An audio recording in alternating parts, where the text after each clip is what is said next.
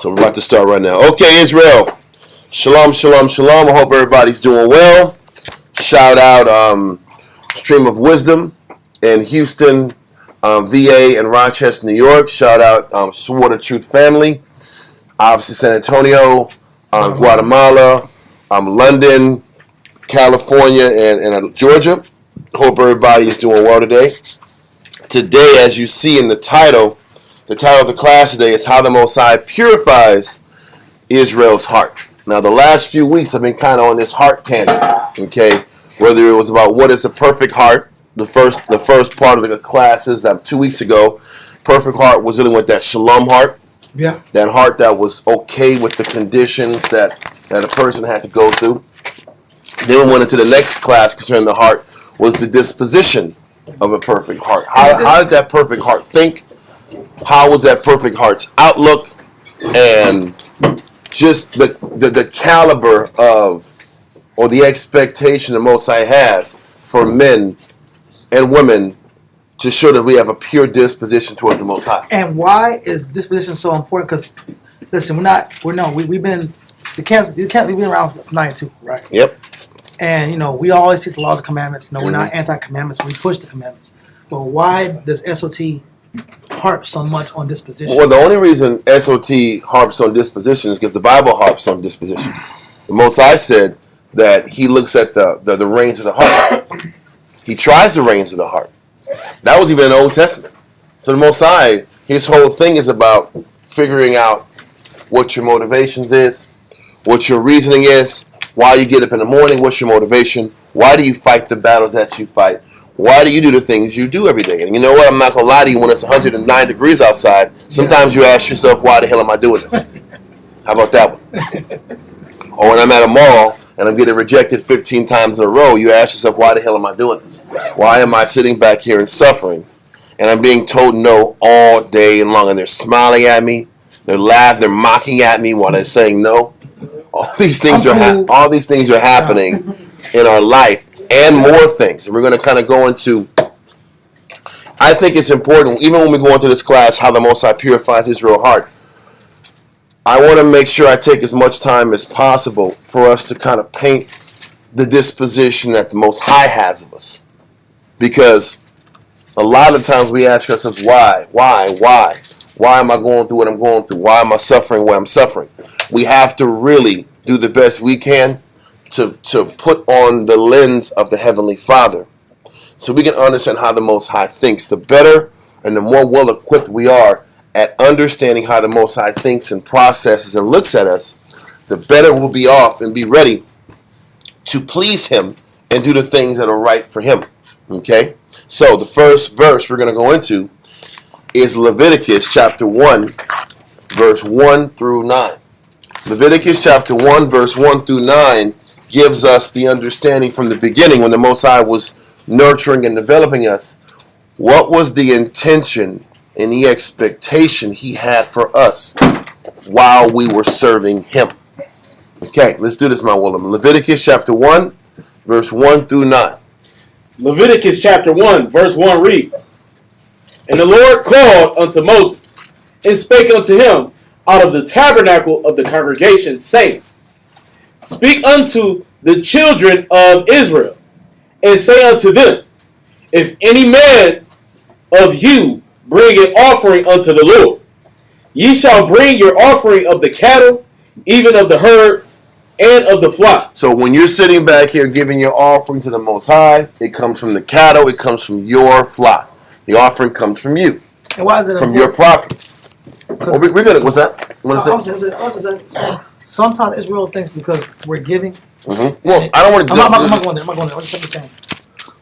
It says because we're giving in general.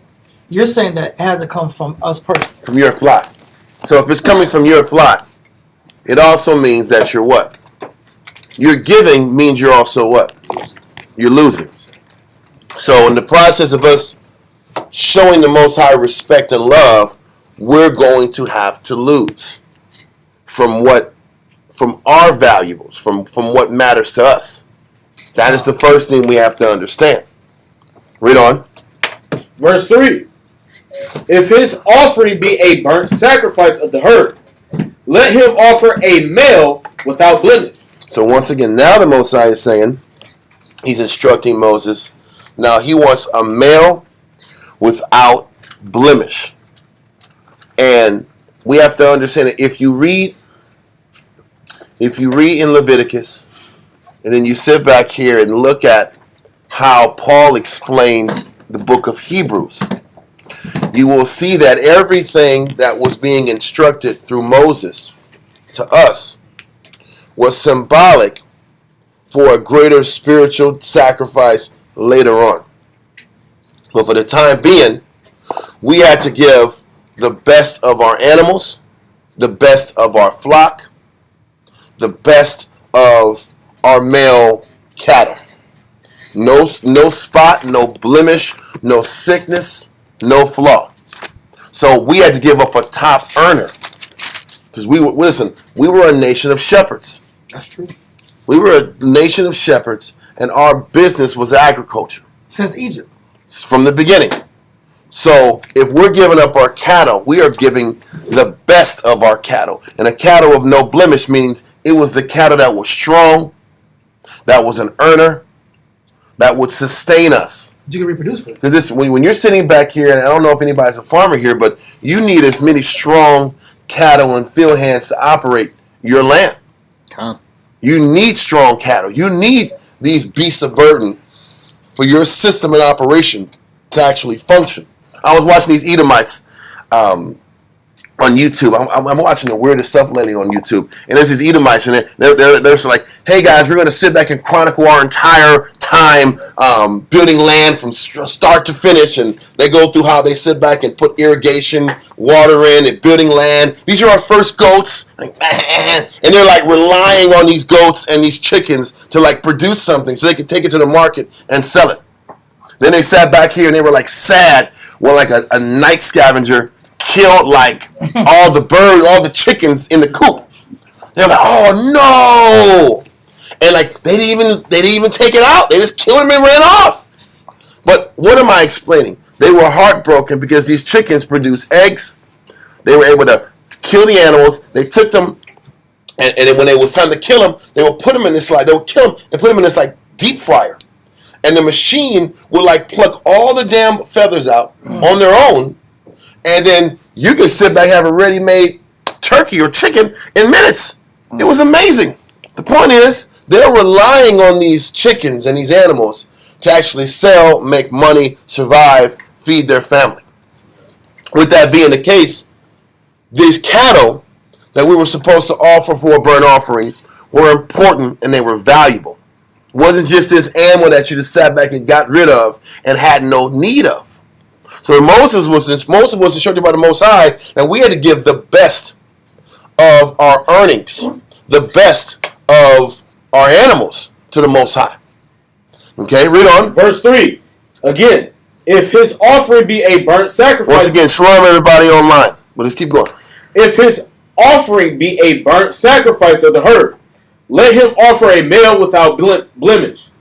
He shall offer it of his own voluntary will. Now the next aspect of it is how willingly are you willing to give up the best of your flocks, the best of your cattle, the best of what you have accessible to you. This is the tone the Most High is trying to teach us how to operate from the very beginning. Okay? There's a scripture that talks about whatsoever you find your hands to do, do it with what? That might. Do it with all your might. What you're giving, what you're sacrificing, what you're bringing to the table, let it be the best that you can possibly give. And the Most High is like, let it be the best caliber you can give. And when you're giving it to the best of your caliber, don't be what? Frustrated about having to give it. He's setting the tone of what's happening. Don't sit back here and give this animal. It's got to be voluntary. Don't do it because you have to do it. Yeah. Do it because you want to do it. That's true.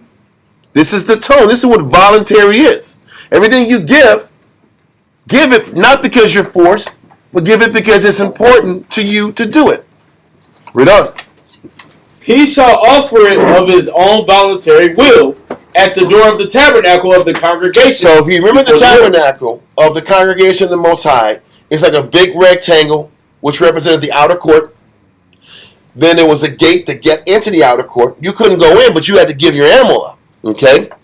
And once you got into the inner court, then you had your area where the offerings were, the burnt offerings were done. The priests had their labors where they washed up and cleaned up. And you go further down, it was the closer you got closer to the Holy of Holies, less people had access to it. Okay? So the regular people went to the floor or the door of the temple with their offering. Read on. And he shall put his hand upon the head of the burnt offering. So when you put your hand on the head of the offering, you're saying what? I'm giving this animal up for my sins and my mistakes. I take ownership for the death of this animal. That's what putting your hand on that head of the cattle was all about. And during the time of the Day of Atonement, they will put their hand on that animal and sin symbolically all the sin that was going to go on the animal. It'll get, for the one that got killed, all that sin died in you with the animal. Or the other one, because there was two animals. One got killed, and one was that scapegoat that was allowed to run off and let the world or the sins were symbolic for leaving the camp and leaving the camp body. So this is what all of the things we were told to do was symbolic for purging what was inside of us. Because when I sat back and brought this offering, most of the time it was because of my sin or my willingness to give it to the Most High, just because. But let's continue. I don't want to make it just about offerings. This is just the beginning of it. I'm going to Leviticus to show you the mindset you're supposed to have when you're giving. The spirit you're supposed to be in when you're offering something to the Most High. Read on. And he shall put his hand upon the head of the burnt offering, and it shall be accepted for him to make atonement for him. So once again, this animal was going to be accepted for the mistakes that you made. This animal now has to sit back here and die because of your wickedness. And you putting your hand on that animal is like, this animal is going to be what represents my sin and has to die. In order for me to continue to have more options and times to serve you. But let's continue. Verse 5. And he shall kill the bullock before the Lord and the priest. Now listen, that means the offender has to kill his own animal. I don't know if y'all knew that. You have to kill your own animal. You got to kill your own animal in front of the priest. He says, and he, the offender, shall kill the bullock before the Lord and the priest and Aaron's sons.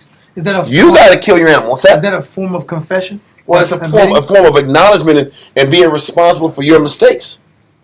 You got to kill this animal that was your earner. You have to realize the consequence of sin. We're part of this. You got to feel the loss of your mistakes. Okay, let's continue. And the priest, Aaron's son, shall bring the blood and sprinkle the blood round about upon the altar that is by the door of the tabernacle of the congregation. Done. And he shall flay the burnt offering and cut it into his pieces. Then you got to cut the offering yourself. You got to fillet the animal. You got to cut the shoulder, the breast, the different parts of the body. Certain portions go to the priest. Certain portions, the entrails, the inside, gets burnt on the actual physical altar. Okay? Well, let's continue. 7. And the sons of Aaron, the priest, shall put fire upon the altar and lay the wood in order upon the fire. And the priests, Aaron's sons, shall lay the parts, the head and the fat, in order upon the wood that is on the fire, which is upon the altar. Okay, so the Aaron's sons will lay the parts, the inward parts, the head and the fat, which is the inside, on the wood and on the fire. Read on. Verse 9. But his inwards and his legs shall he wash in water. It goes into more detail. The inward parts you have to wash. You got to wash the guts of the animal you killed. First of all, that's stinky ass business. Because if you ever killed an animal, it is any creature is going to smell like hell when you cut it open. You have to cut open the inward parts and wash that. But why would the Most High have us wash the inner parts of the animal? Good question. Just To symbolize us cleaning the inner parts and washing iron parts of us. That's exactly what it is. Us having to wash our animals' inward parts was the Most High trying to get us to wash our inward parts. It was symbolic for us making internal changes. Why am I here in the first place having to give up my animal for my sin? Maybe I should change what's inside of me so I don't have to do this anymore. And this is all in front of everybody. Everybody sees the fact that you sinned and you're cleaning this animal because you messed up. Read on. But his inwards and his legs shall he wash in water. And the legs you got to wash with water. Read on. And the priest shall burn all on the altar to be a burnt offering. The feet, the legs, and the inwards were burnt on the altar. Read on. To be a burnt sacrifice, an offering made by fire of a sweet savior unto the A Lord. sweet savor unto the Lord. So once again, this is just the process of what it took for a sacrifice to actually stick. For a sacrifice to actually be consumed. Okay? And you're seeing a lot of different work that has to be done. A lot of, it should be inward thinking in the process of me losing my animal because of my sin.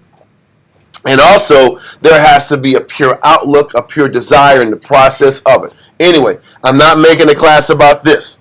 I just want to make sure we're setting the tone for the Most High's expectations of our sacrifices. Let that verse go and go to Leviticus 22 and verse 19 through 25. This is going to go into it a little bit more, but we're going to get off of this point. Leviticus 22, this is going to kind of be a little bouncy, but I needed to do it this way to explain this point. Leviticus 22, verse 19 through 25. Leviticus chapter 22, verse 19. Are you ready? Yep. Ye shall offer at your own will a male without blemish. Of the beeves. Of the beeves is a large cattle. Okay, read on. Of the sheep.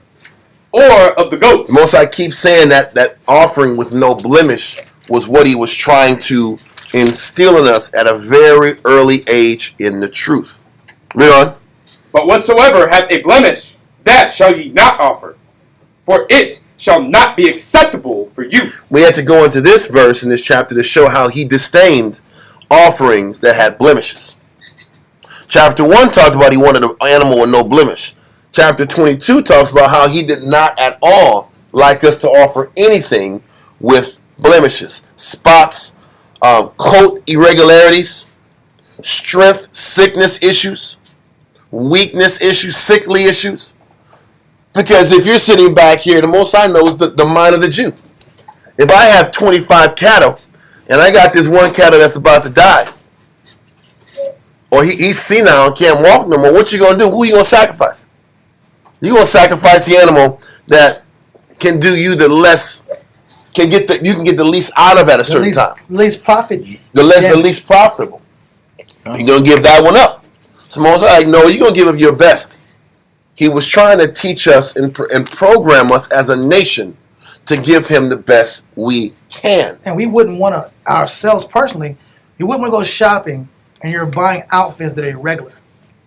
And you can see obvious blemishes. Not the unobvious. Those Israel back in the day used to. That's all good. Bleach stain. The one you can't really tell. All the name brand stuff, but they had it regular on the back of it. Yeah, like this is regular.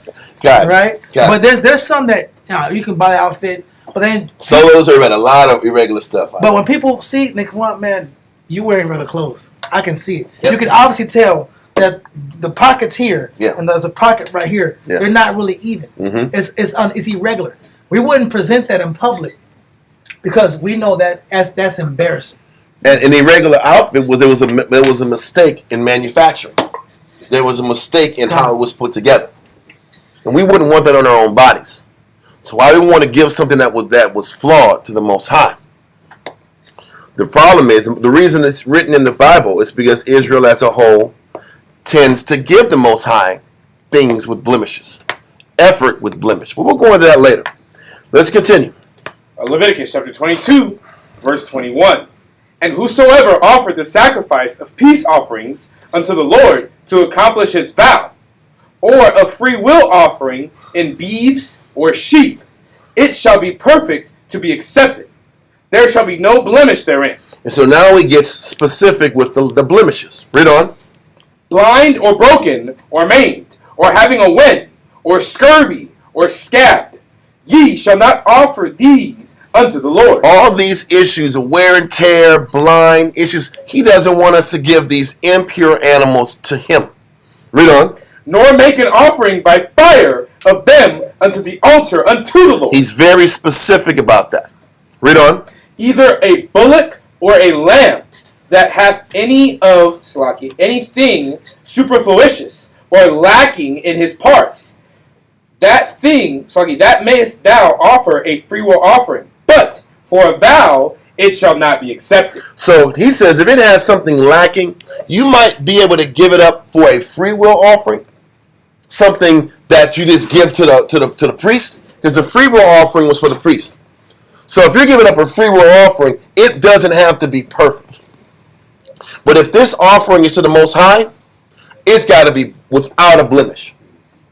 Because listen, the free will offerings were given to the priest so they can what? They can eat. Survive. So listen, if it might have an imperfection there, but hey, that's for a priest to eat. The meat's good, go for it. Yeah. But the Most High's offering had to be pure and perfect, without a blemish. Okay, read on. Verse 24. Ye shall not offer unto the Lord that which is bruised, or crushed, or broken, or cut. Broken legs, broken body parts, weakened, damaged offerings, you can't give. Read on. Neither shall ye make any offering thereof in your land. Read on. Neither from a stranger's hand shall ye offer the bread of your power of any of these. First of all, you're not even supposed to sit back and offer the nations this. Kyle Kopp always says it. Listen, man, we sit back here and all these rough, tough, hardcore Israelites talk about the nations to fall. If we're civilized and if we're well-rounded, put together Israelites, we should learn how to have respect for all nations. Why couldn't we? We're supposed to sit back here. Aren't we supposed to be the light and that beacon to the whole world of how to operate? A city upon a hill. Aren't we supposed? If we're a city upon a hill, why can't we show civility to everyone? Israel is so narrow-minded on this, but the Most says, I wouldn't want this on my enemies. Don't even treat your enemies this way. Giving them damaged goods. We like, we stole it from the white man because he stole from us. We talk that crap all the time. He said, carry ourselves with dignity and class. And stop operating low-level and niggerish. Yeah. Carry yourself with respect to whoever you come across. Didn't Paul say, if it be so, be at peace with all men? Yeah. How are you going to be at peace with all men if you're being a nigger towards the other nations? Be respectful and carry yourself with class amongst everybody you deal with. This is the message, even from the Old Testament. Read on. It says, because their corruption is in them, and blemishes be in them. So if there are blemishes in them, why do I sit back and show my blemishes to them? We're supposed to operate at a higher level. But we operate the complete opposite, like you say. We operate where we have the lowest degree of how we project our culture. And this is modern day time. No, we project ourselves on a national level. On a low level. That's why the rest of the world don't respect us. Yes, they know we're the Jews. We also act like low-level cats. Our national symbol is Lizzo. Our national symbol. I don't know if you heard about Lizzo today, man. She got a lawsuit going on, bro. I'm not going to sit back here and lawsuit. She's forcing all of her dancers to eat some inappropriate stuff. Look at it. She's a beast. And literally and physically. And she's fat shaming people. Huh? She's fat shaming people. Yeah. Listen, if you watch what she's doing on tour, the people on tour are like, this is not good, man. We're going to protest this. The people on tour are the ones complaining. Listen, this is a person that's lowering the standard. Yes. For the modern. Remember, each person represents 1,000. Like Lil Wayne. Well, we can take off Lizzo. Lil Wayne. He's bad too. He's horrible. Time, listen, everybody's pants got tighter when he was the best rapper ever. Everybody's pants. First of all, that's a lie. That is a lie. He said that. I'm sorry. He says the best rapper ever. A lot of people lie. People believed it. He had the tightest pants ever. And that's where the first time you see brothers sagging and their pants didn't have to sag because the pants fit. And their rap lyrics is just horrible. Yeah. Every 3 words is like something like foul. Yeah, Bro, what's going on? This is my car. I was riding, This is bro. a great story. I was riding my car. I was living my life out. I'm by Ingram, bro. I'm like, I'm on the front row. I'm like, no, I'm gonna play this little Wayne out Carter. You know, this doing this thing, Carter. And this is her. I'm like, okay. Song number 2. Song number 2. Make it do it like that. Since he did it like that. I said, okay. Next song number 3. And she did it. I took it out. I took it out the little CD player. I put the window down. I never do this side. I never do this side. I buy bootlegs only anyway. I don't really buy the real stuff. You know what I'm saying? I bought the bootleg. I took out the window. I threw out the window like a frisbee. I said, never again. Never again. He never created any quality You just threw money away. I don't care. It was every song. I get 1 or 2 songs, because you're a star. But every song was talking about the same subject at the lowest rate. Now there's somebody else. I'm not going to go crazy in the line. There's this woman called, like, you have Benihana. All right, I'm not going to say her name. But it's a female that has a name that rhymes with Benihana. All right, if you know, you know. If you don't, you know. But she's going overseas in Europe. I don't want to know, bro. I don't want to know. She's going to Europe. I don't even know, and I don't want to know. That's why I'm not going to say it. She's going to Europe in front of Edomites and saying the raunchiest statements. And she's projecting, she represents the quote-unquote common black woman. And she's going to Europe in front of other nations. That was that Little Kim stuff. Start with Little Kim. She's lower than Kim, though. She's like the Little Kim of Little Kims. And she It was Little Kim, and it was Nicki Minaj, and it was Cardi B. Yeah. And it's worse than Cardi B now. Listen, Right? now there's no talent. It's just they're representing themselves at a lower clip. Yes. So you're seeing that the clip of caliber for our women, they have nothing to reach for. Okay. And the men have nothing to reach for. Zion Williamson, if you're a sports athlete guy, this guy can't stay out the news. He can't keep his women in order. He has millions of dollars. He's paying him $30,000 a month just to sit back here and anyway. We got to get back on the topic, man. We're going a little bit off topic. I do have direction. Okay. So, in the Most High said we had to roll and conduct ourselves with class amongst the nations. Yeah. Because we're representing ourselves. Yep. Now that we're in captivity, we're matching blemish for blemish. We're matching blemish for blemish, and we're showing the lowest of our nature, and those are our national figures. We don't have no more Malcolm X's and Martin Luther King's and whoever else's. The last one we had that was a quality figure, quote unquote, I'm being facetious, was Barack Obama. Oh, no. I'm being facetious. He was, come on, I'm man. being very, very sarcastic. Please. He was the last guy. Kevin Sanders. He was the last guy. Nah, listen, he lasted 6 months, bro. The last guy that represented the so-called Negro or so-called Israelite on a national level was him, and you know his lifestyle, his household, everything's going on with him. Yeah. From the point I'm saying, it is we are an embarrassment right now, bro. Listen, as a nation. And you know, Jeremiah 5:28 says that we overpass the deeds of the wicked.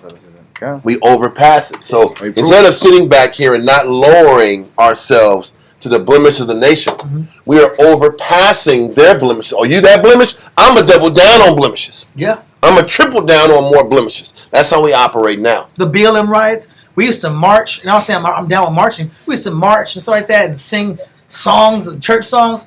Now, the cops that are pointing guns at people, killing black folks, the women are twerking in front of the cops. This is literal. This is how we protest now. Or the riots when the Popeyes chicken sandwich came out and they ran out of chicken. Yeah. People were getting killed. People were getting killed for the chicken sandwiches. It was only Jake in them stores. Yeah. Anyway. They said it's worth it. That's diminishing, though. That's diminishing. That's complete from our parents. Our parents didn't like that. Well, listen. So we're seeing this. We're seeing how far we've diminished. We're going back to the topic, just reminding us that we were supposed to carry ourselves with class. We were supposed to sit back here and give the Most High the best that we had, the best of our offerings, the best of our work. Pretty much the best of our work. Yeah. And I have to prove that, though. We have to find a way to transition from physical offerings of animals and cattle and sheep to our real-life spiritual offerings in 2023. So let's do that next. Let's go to Ecclesiasticus, chapter 35. Because we don't have any sheep anymore. That's the point. We lost that a long time ago. So now we got to sit back and bring it now to real life. I wanted to initially explain what the Most High intended for us to do back in the time of Moses and bring that back into now. Ecclesiasticus in the Apocrypha, chapter 35, verse 1 through 10. Read that. God. Ecclesiasticus 35, verse 1. He that keepeth the law bringeth offering enough. Mm-hmm. He that taketh heed to the commandments offereth a peace offering. So now he's showing us how well and how well we operate in following the law and in our service to the Most High is compared to us offering a peace offering to the Heavenly Father. So now we're looking at, instead of killing animals, our works are being judged as what justifies my relation with the Most High and what type of an offering I'm going to give Him. My works towards Him is now being, listen, we got to keep the same concept of giving an offering with no blemish and take it now with the works that we give the Heavenly Father. Because the Most High says He's the Lord thy God, I changed. He hasn't changed. He set the tone and the expectation for blemish-less offerings with our cattle. Now He's looking at us now and expecting us to give blemish-less offerings in our works towards Him. Read on. Verse 2. He that requireth a good turn offereth fine flour. So He's like, instead of offering fine flour back in the day, the fine flour that we gave to the priest. When you gave your peace offering, you would give fine flour, you would give a hint of oil, you would give wine, if I'm not mistaken, and you give an animal. So he says, now he's, instead of the peace offering, he's breaking down all the elements of the peace offering. So the peace offering, now you're putting in good works. Okay, read on. So he says, requiting a good turn, doing well to somebody is just as good as giving a hin of oil or flour to the priest. Read on. And he that giveth alms sacrificeth praise. Mm-hmm. To depart from wickedness is a thing pleasing to the Most High. So now he's explaining that changing is just as valuable to the Most High as giving these animals up that are no blemish. The no blemish aspect is now required for us to change. And what we're understanding concerning the Most High, as we start to learn the Most High and learn how to please Him, we're in a situation where day by day, we're learning what it takes to make Him happy. And as we're learning what it takes to make Him happy, we're having to give up different aspects of wickedness out of us so that our sacrifices have less blemishes. We're going to explain this down the line. But we understand that Christ talked about how Christ wanted what from us? Usury. So now if we understand Christ wanted usury from us, keep that in mind as we're developing this idea about our relation with the Heavenly Father and eliminating blemishes. Read on. And to forsake unrighteousness is a propitiation. Mm-hmm. Thou shalt not appear empty before the Most High. But now it's not about giving animals and offerings to the Most High. I can't now appear empty in my what? My works. Every year, if I'm not mistaken, 3 times a year, we're supposed to appear to the Most High, and we're not supposed to be empty-handed. That's in Deuteronomy, right? No. Back then, the empty-handedness was what? You're supposed to have a sacrifice with you when you came to the altar. Now we talk about, hey, y'all, it's Passover. Bring your money, right? Just so y'all know, Feast Tabernacles is coming. Bring your money, okay? But also, if you want to take it a little further, every time there's a high holy day, what are you supposed to be bringing to the table every high holy day? Change. That's what When you sit back here and read about the memorial gathering, memorial blowing of the trumpets, right? Mm-hmm. Then it's the Day of Atonement. Yeah. Then it's the Feast of Tabernacle. It was all talking about, remember they were bringing all those purifying plants to the temple at the time? What was that all symbolic for? When you come together and you had all these disputes, growth was about changing and dealing with these problems that have been accumulating through the entire year. Wow. Okay. I got to go break me. So not coming empty-handed is me actually changing and fixing what's inside of me as we're going into this next venture. Right? Why are we here in Ecclesiasticus? Because we're trying to understand that initially the sacrifice was about killing animals. Then as Israel grew in their understanding, we understood that what? The offering was really the change inside of us. But we have to use the same premise of the not having blemishes in our offering to understand how the Most High looks at us. Right? Okay, let's continue. Ecclesiastes 35, verse 5. For all these things are to be done because of the commandments. Come on. The offering of the righteous maketh the altar fat. The offering of the righteous makes the altar fat. Not the animal. The change makes the altar fat. The sacrifice, the purging of impurities in yourself makes the altar fat. We thought it was just about bringing the biggest bull or the biggest beef you could. That was cool. Or physical fat. The physical fat of the animal, but the fat getting trimmed off of us. Was supposed to be brought to the altar. And that was deemed righteous. Now let's continue. And the sweet savor thereof is before the Most High. Mm-hmm. The sacrifice of a just man is acceptable. The sacrifice of a just man is acceptable. But the inward sacrifice is what was acceptable. If we're about the understanding of things, read on. God says the sacrifice of a just man is acceptable, and the memorial thereof shall never be forgotten. Mm-hmm. Give the Most High his honor with a good eye. And then it goes back into what Leviticus chapter talked about, giving with what? A good eye. No, what Leviticus 1 talked about what? Willing. Having willingly, voluntarily. So now it's voluntarily, now we're here, it's with a good eye. So every change you're making inside of you was supposed to be willing and positive, and there was supposed to be a joyousness involved in our changes as we're getting closer to the Heavenly Father. So what you're saying, in other words, is it wasn't because somebody forced me and made me. Yeah. And cause I remember back in the day, we used to drag people through things. I used to try to do that. Yeah.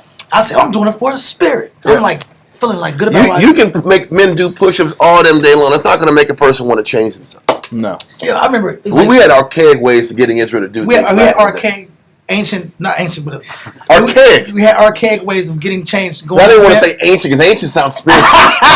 it was carnal. We and had the thought carnal pattern ways is of that. if a person wants to be carnal, then make him do carnal. So I'm like, It'd be thousands. It'd be 500, 600, 700, Yeah. 800, Yeah. 1,000. The more spirit, he's going to do 1,000, 2,000. And you know what? I grew up like that. I grew up learning. I thought the truth was. You thought that was the spirit, right? But the point is, a lot of men were unhappy. Yeah. I remember pushing one brother. He made like $120 like 2 hours. I'm like, this is amazing. Yeah. I pushed him. I was like, he quit the next day. I said, what? Yeah. I said, you broke a record for yourself. Yeah. You can do it. But men in general don't like that. Point is this, what are we saying? The offerings have to be pure from inside. You got to want to do it for it to be sweet savor to the Heavenly Father. Come. Right? Read on. Like I said, I'm not doing this class for this first 5 or 6 verses. It's not about that. I'm just setting the tone. So just hold tight. The punchline's coming. Read on. God, verse 8. Come. Give the Most High his honor with a good eye, and diminish not the first fruit of thy hand. Diminish not the first fruits of thy hand. What's the first fruits of thy hand? The strongest part of your hand. Yep. First fruits is the first thing you pick up. Listen, what was the whole point about the first fruits in the 50 days after the Passover? You were supposed to give the best of your flock to the Most High. The best of your harvest went to the Most High. That's what Pentecost was. The best of your flock went to the Most High. And it was a celebration of the harvest in general. As an appreciation for the Most High giving us the bountiful harvest that it was. Yeah. Let me give the Most High the best of it. This is still how the Most High is training us. And he says, and diminish not the first fruits of thy hands. This is a reminder to us. We can't diminish giving the Most High the best part of us. Whether it was in the best part of our animals, or now in the best part of our service, or in the best part of our outlook towards our service. He still wants the top and the best of it. What does that mean? A lot of times, as we do our job for the Most High, we find our most peace and happiness when we get off work. Yeah, that's true. We're relieved and we're happiest when we're off work. We get to do our thing. He's showing us the best of us. We should be the most happiest, giving the Most High His. At the service. And I get And then whatever we get, it is what it is. But I love when I go to a place of service and when you actually meet, I never forget the people. People that really love what they do and you can feel it and you know it. It's true. You never forget that person. Yeah. Never forget it. And this is what the Most High, and the Most High won't forget you. Yeah. If you're giving Him the best you got off top. But once again, the only person who knows if we're giving Him His best is who? You and No, the Most High. Yeah. Because a lot of times we're lying. We're big liars. We're big fat liars. Yeah. We're going to go into that too. But let's continue. God, verse 9. And all thy gifts show a cheerful countenance, and dedicate thy tithes with gladness. He says it's all about your outlook and your attitude towards your giving and towards you giving the best that you got. Read on. Give unto the Most High according as he hath enriched thee. Well, once again, this is how He's looking at you. I've given you everything. So why am I getting shortchanged when I've given you everything? He says you're supposed to give to the Most High according as He has enriched thee. A lot of times we give the Most High 30% because deep down we feel the Most High hasn't given us what We deserve. Quote, unquote. Exactly. And because we don't think the Most High has given us what we deserve, we give the Most High that 30% of our spirit. I deserve. So what He's saying is, He's looking at our service, and whether it's good or bad, and He's saying what we're giving the Most High is a reflection of how we feel the Most High has treated Him or treated you. So you're saying that our works. Yep. And the Show caliber, the Most High. Our works and our caliber of works shows how we. Because we all back when we were Jake, we had Valentine's Day when we were Jake, right? Mm-hmm. And I remember getting this Denaki watch, bro. This watch it looked fly. Now I went to the store, it was like $9, bro.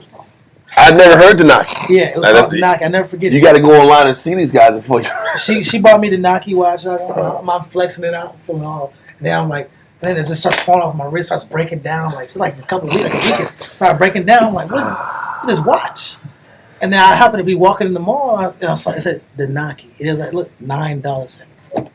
The point is, You throw it away like that CDAC? I didn't throw it away. There you go. I'm sorry, keep going, man. I'm being silly. The whole point was that it wasn't a caliber. I was trying to sport it. How am I going to sport our half-hearted efforts out? And that's the point. Because what the Most High is saying is your effort towards Him reflects how you feel the Most High has treated you. Mm-hmm. That's really what He's saying in this verse. Mm-hmm. So for us who are angry and always slumped down, we're saying Most High really ain't been there for us. And He really don't care. That's the mindset He's showing us. We are projecting how we feel the Most High is looking at us.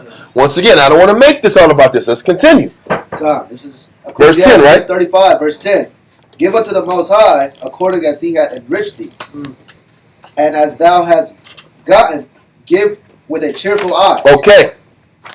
So, read verse 11 just to finish it off. God, for the Most High recompense and will give thee 7 times as much. He'll give you 7 times as much as if you're giving, if you're properly giving as much as you're supposed to give based upon what He's given you.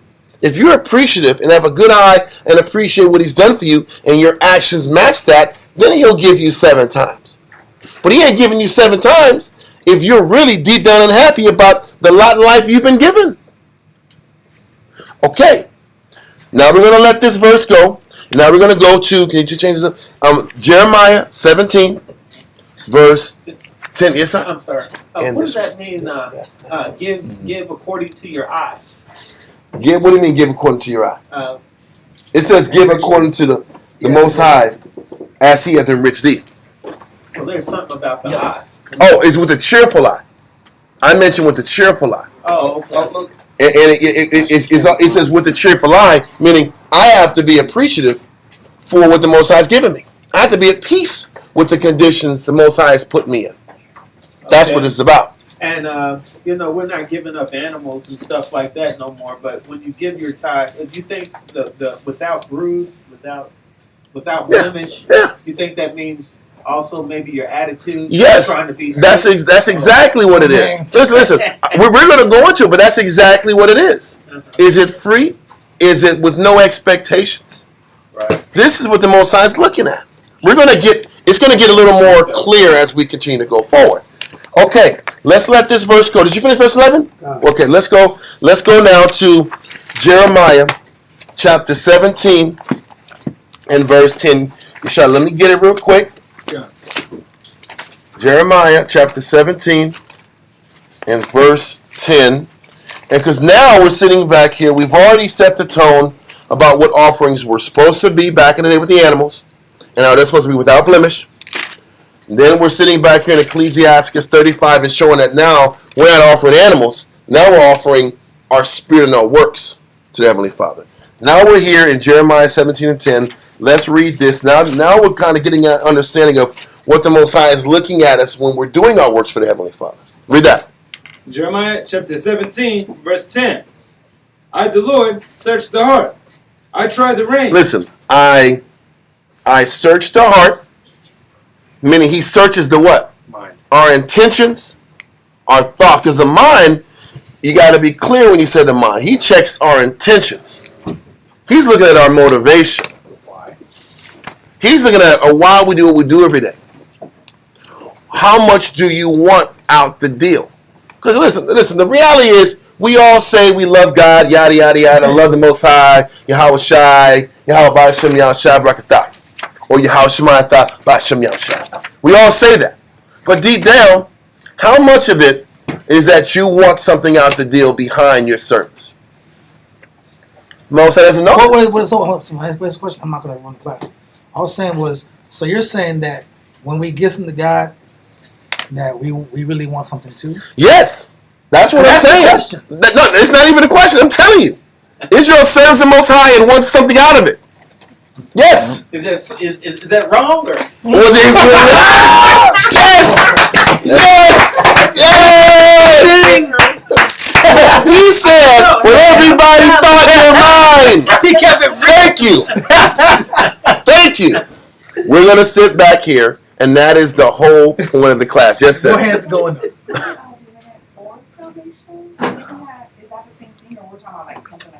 Oh, material. I'm gonna say this. That salvation, the kingdom of the Lord is awesome, and that's what we all want. But we also want something else. Okay, so you're not talking about that. No, we're not saying there's nothing wrong with fighting for the kingdom. But the kingdom is the kingdom could be 40 years away. The kingdom could be tomorrow. They want the kingdom We on earth. don't know. But while we're waiting for the kingdom to fall out of the sky, where's your mind at, and what do you want tomorrow? What do you want next week? What do you want next month? Right. So the Most High's like, I gotta look at this person's head. Because everybody on the outside is like this.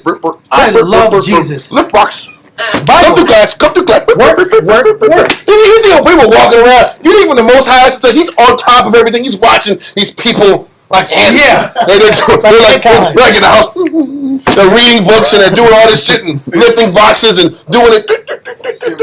What's that? Okay, it's Sims. Okay, Israel's like Sims. Yeah. Oh, the white man is going to fall. The white man is going to fall. Okay. You're wicked. It's like, you're wicked. Listen, all these things are happening. We're going through the robotic movements, and the most I'm like, man, does this guy really love me or what? Or is he just going through the movements? I got the fringes. Nobody knows. You have all the clothes and the garments and colors. And he's walking like this, extra holy, and the strings are moving around. And the guy's like, okay, where this guy drew a head at? What does he really want? What does he want? Is he really here for me? We're going to explain that. So, he says the Most High does what? He searches the heart. Read on.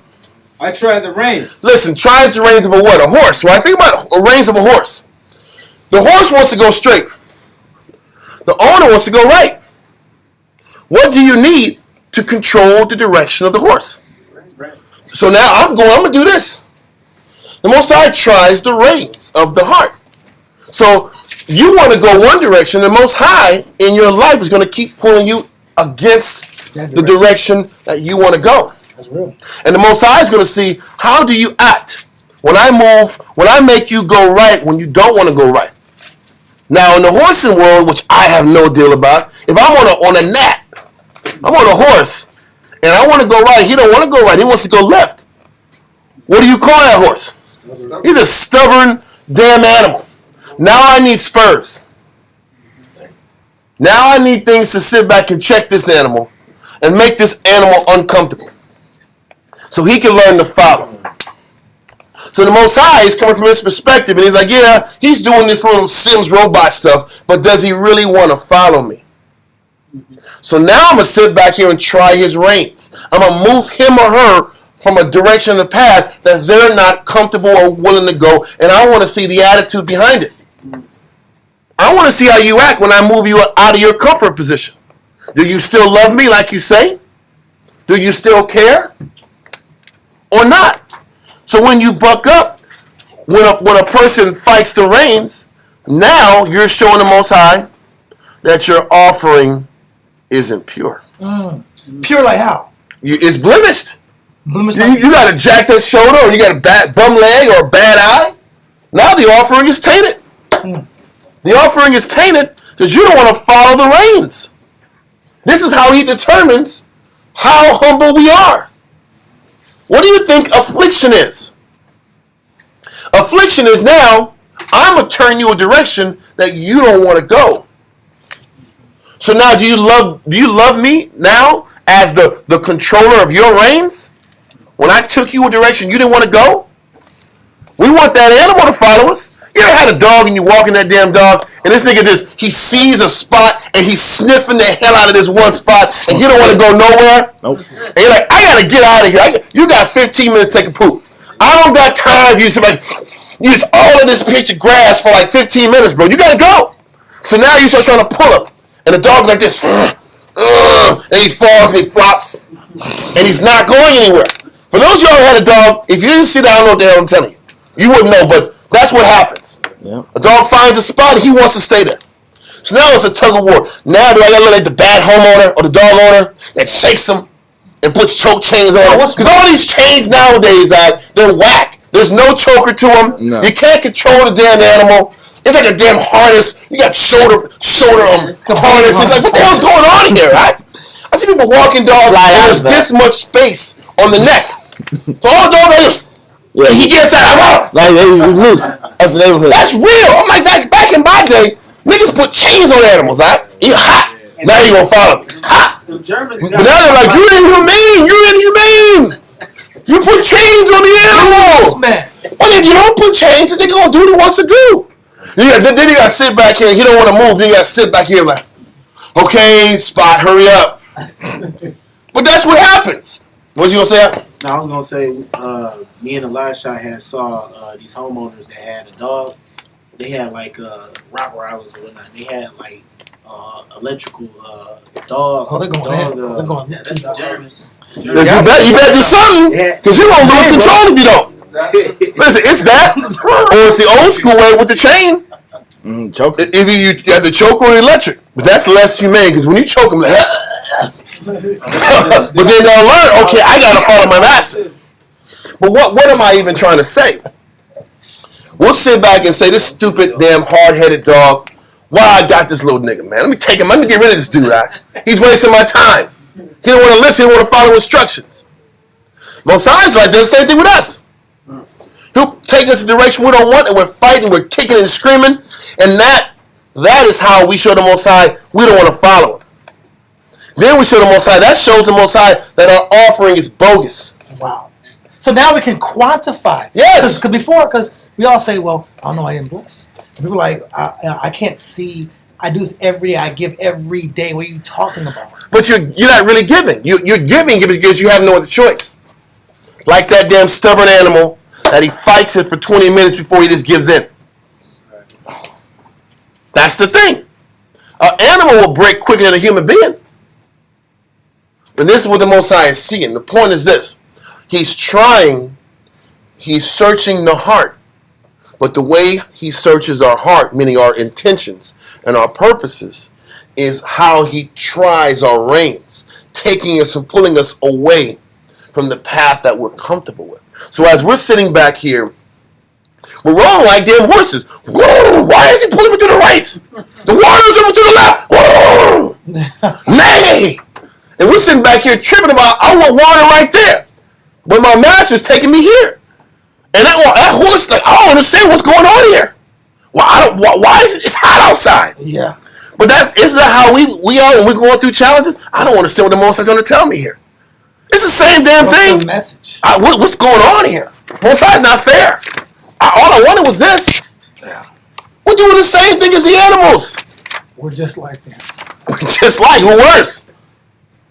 He's trying to take us one direction, and we're fighting it the whole way. I was as a beast before. And when I'm showing the Most High that rebellion, I'm also showing the Most High that I'm really not to be taken serious.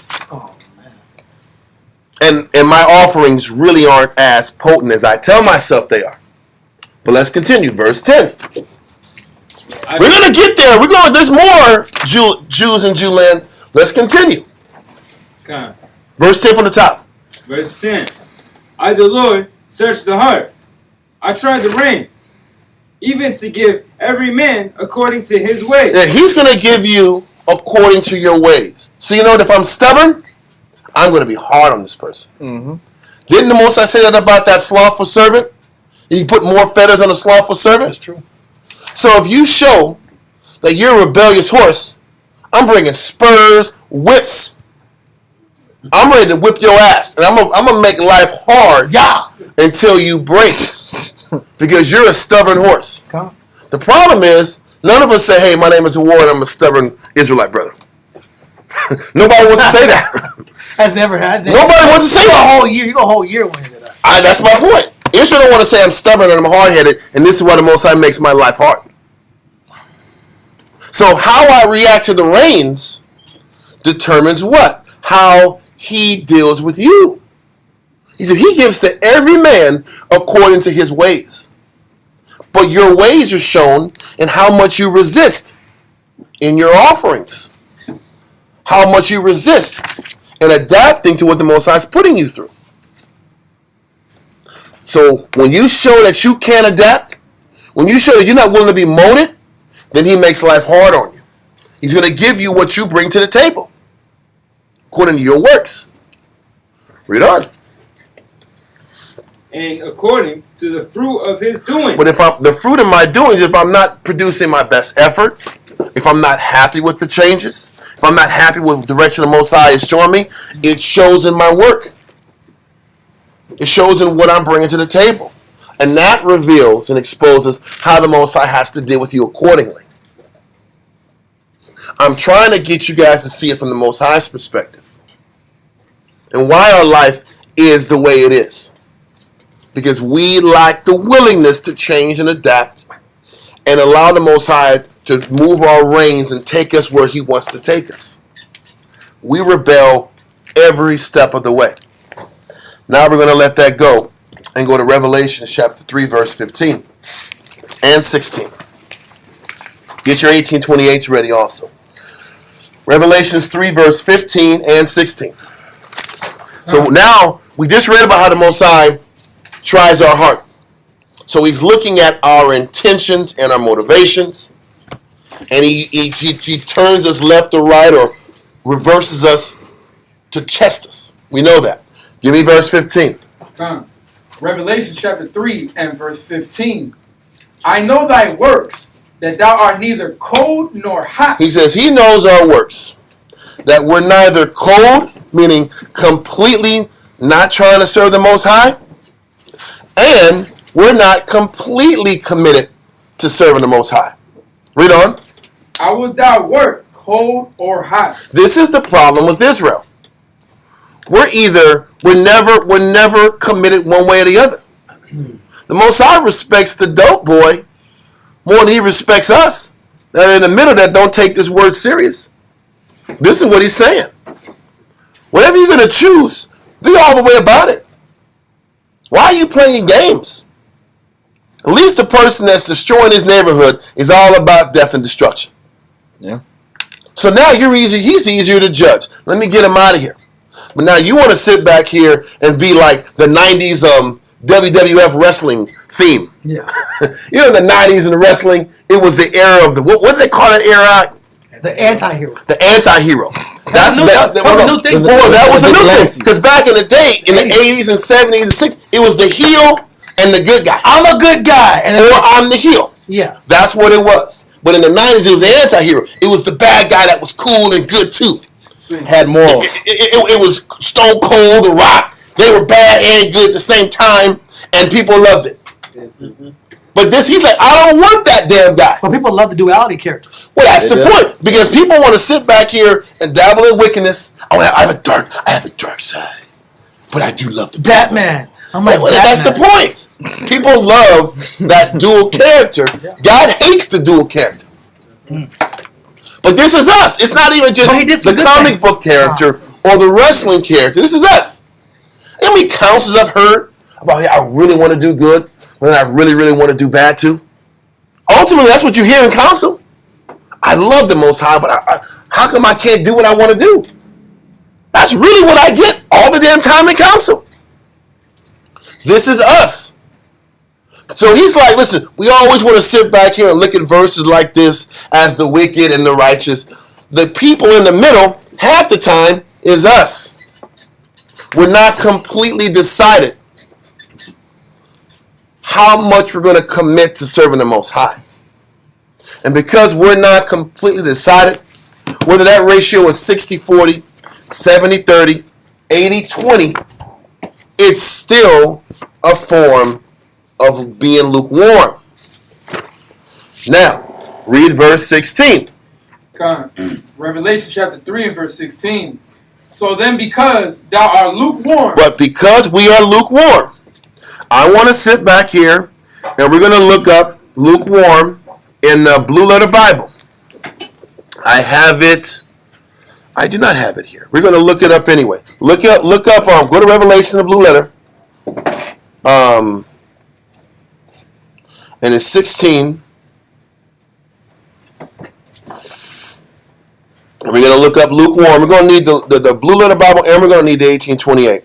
The Blue Letter Bible explains, I want the second definition of the Blue Letter Bible.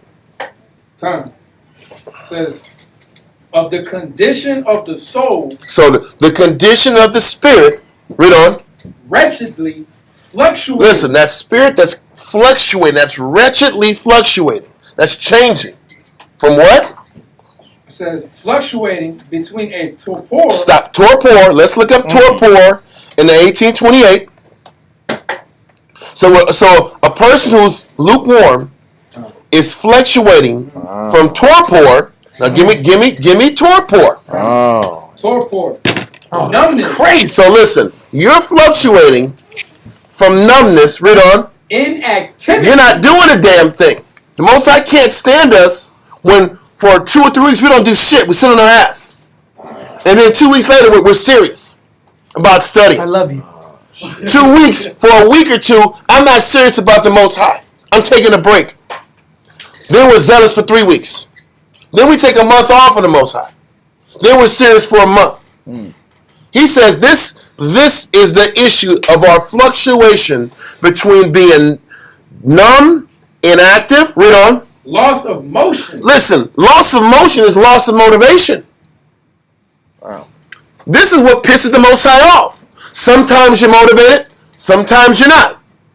If that ain't Israel as a whole, I don't know what it is. I'm inconsistent. I'm not the same person every day. That's being lukewarm. You're fluctuating between, I'm zealous to say I love Jesus, and all of a sudden I'm taking a break doing me. All those cycles and fluctuations, the Most High hates that. Just be wicked. Or just commit to the Most High. Stop playing the middle. Read on. Or of the power of motion. Okay, now give me number 1. Dullness. Dullness. Read on. Laziness. Laziness. Sluggishness. And lazy and sluggish. Read on. Stupidity. And stupid. Because the stupidity is in following the same pattern of lackluster activity. Then you want to speed up. Then you want to slow down. Then you want to speed up. Then you want to slow down. You want to take the Most High serious. Then you don't want to take the Most High serious. You want to take the Most High serious and work on yourself. Then you don't want to work on yourself. That dynamic, that dual nature, is what the Most High hates in us. So once again, the Most High is trying the heart.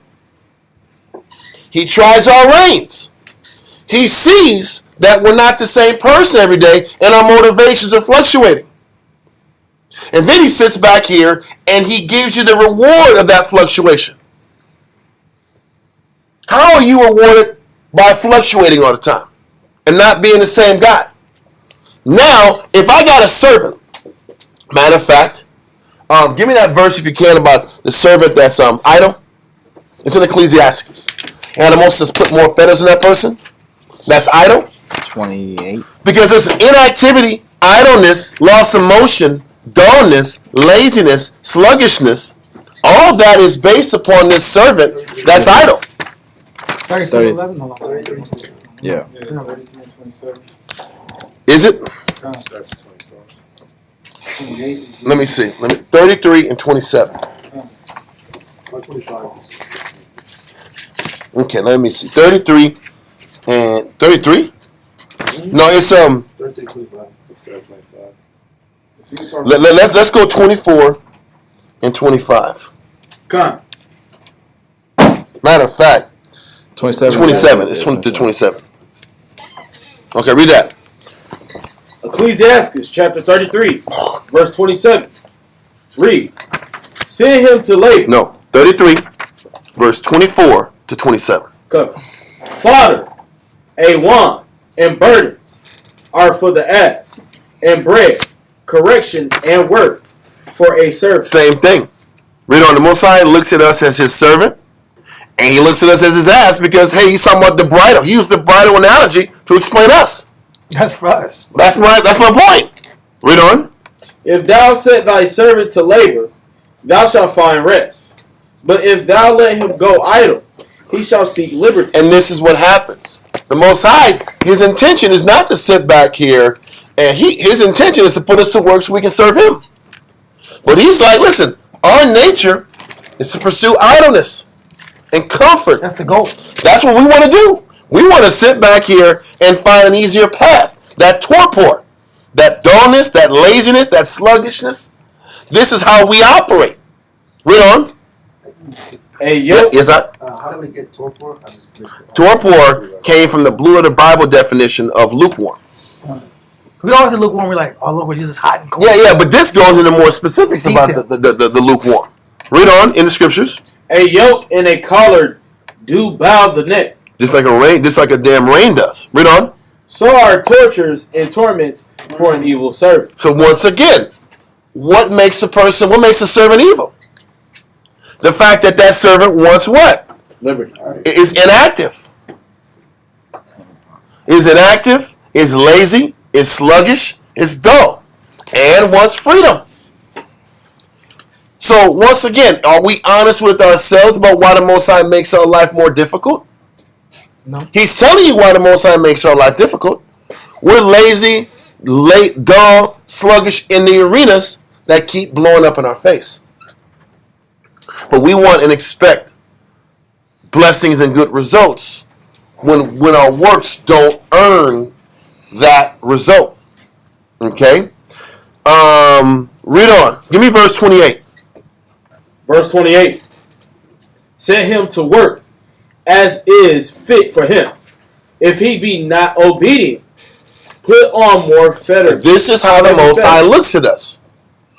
When he's trying to take us one direction and we're fighting it, the Most High's response is he needs more fetters. He needs a harder life. He needs to be more uncomfortable. Wow. When we sit back here and show the lack of a willingness to adapt, to change, through our laziness, through our numbness, our inactivity, listen, the Most High gives us certain time to change and fix what's inside of us. If we're not fixing it, the Most High makes our life harder.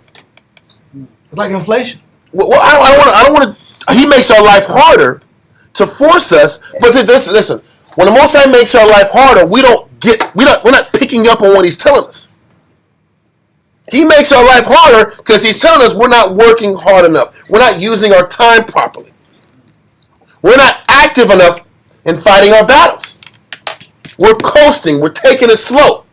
We're not changing what's inside of us at the rate and clip we're supposed to be doing.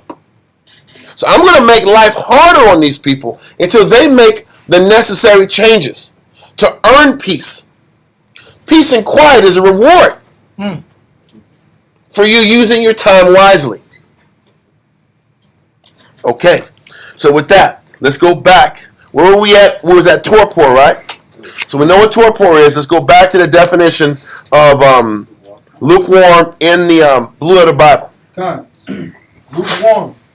Number 2, the second definition. Of the condition of the soul, wretchedly fluctuating between a torpor and a fervor of love. A fervor of love. So he says it's wretched to have to like be lazy and sluggish on one hand, and then have this fervor and passion to change on the other.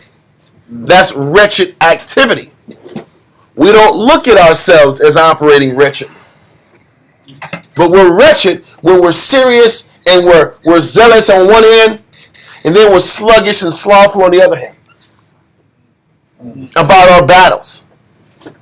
And when we do this, we are showing the Most High, when I am lukewarm, I'm passionate at certain times, and I'm slothful and sluggish on the other times, I am showing the Most High that my offering is blemished.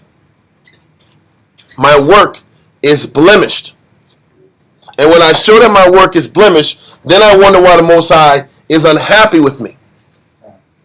My life doesn't work out the way I want it. Because our attention to change and focus should be constant. The attention to change and pushing forward is what makes us hot. The slothfulness and the inactivity makes us cold. So we got to get rid of that inactivity and slothfulness and ramp up that desire to change and bring offerings at the level the Most High wants us to bring. Now, with that, let's get back real quick to Revelations 3 and 16. Revelation chapter 3 and verse 16. So then, because thou art lukewarm and neither cold nor hot, I will spew thee out of my mouth. He's going to get rid of us because we have shown the Most High that we're not pursuing Him serious. We got to pursue Him hot or cold. Us pursuing Him hot means our sacrifice is pure. Our sacrifice has no blemish. And when our sacrifice has no blemish, this is what happens. Go to Matthew 5 and 8. Yep. Matthew chapter 5, verse 8. Matthew 5 and 8. Read that. Matthew chapter 5, verse 8. It says, blessed are the pure in heart. Because the pure in heart are also pure in intention and motivation. And when you're pure in intention and motivation, now I'm operating hot. Those individuals that are pure intention and their efforts and their offerings are with no blemish, read on. For they shall see the Most High. They shall see the Most High. But it's a lifelong process to show the Most High that we're worthy to earn the right to see Him. That's crazy. It is a lifelong process to prove that we're hot. I'm going to explain that next. What we're going to do now is go to, well, I'm not going to go there next. I'm going to go there very soon. Go to Psalms chapter 30 and 12. It's these next three. Now we're going to sit back here. We're explaining how off we are. But the disconnect is that we don't see ourselves that way. We think we're giving 110%. That's where the great disconnect comes in. When people read Revelations 3 and 15 and 16, they don't think it's them. They think it's the guy that left the camp a month ago or 2 months ago. He's a bad guy.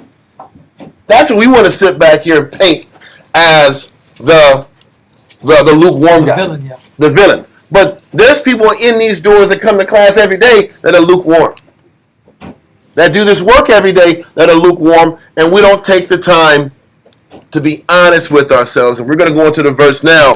It is So you're saying that Psalms 30 and 12. So the guy that just said the hell with the camp, I already quit on my salvation. Yeah. Or I just quit on working on me. Listen, salvation is still about working on you and being in an arena. Listen, as you're listening to these scriptures, this is a very labor-intensive process that it takes to change. Am I right or wrong? Yeah. So when you remove yourself from arenas where your issues can be constantly worked on, you've given yourself a lesser chance to work on them. When it's just you in your head, it's hard to fix that. So I think is he in there? Okay. Anyway, let's continue. Let's go to Psalms chapter 30 and verse 12. God, Psalms 30, verse 12. 30. Is it 30? Let's say 30. You said Sure. 30. 30 verse I don't know if this is the one. I don't think so either. Maybe it is. Proverbs 30. Maybe I don't. Maybe it's Proverbs. Or maybe it was a typo and I just wrote it dumb. It says to the end that Pure in the his own Lord eyes. may sing Awesome. praise to thee. Yeah, it's Proverbs 12. 30 and 12. Proverbs 30 and 12. Uh-huh. Okay, it's Proverbs 30. It's Proverbs 30. Let me make sure. Yeah.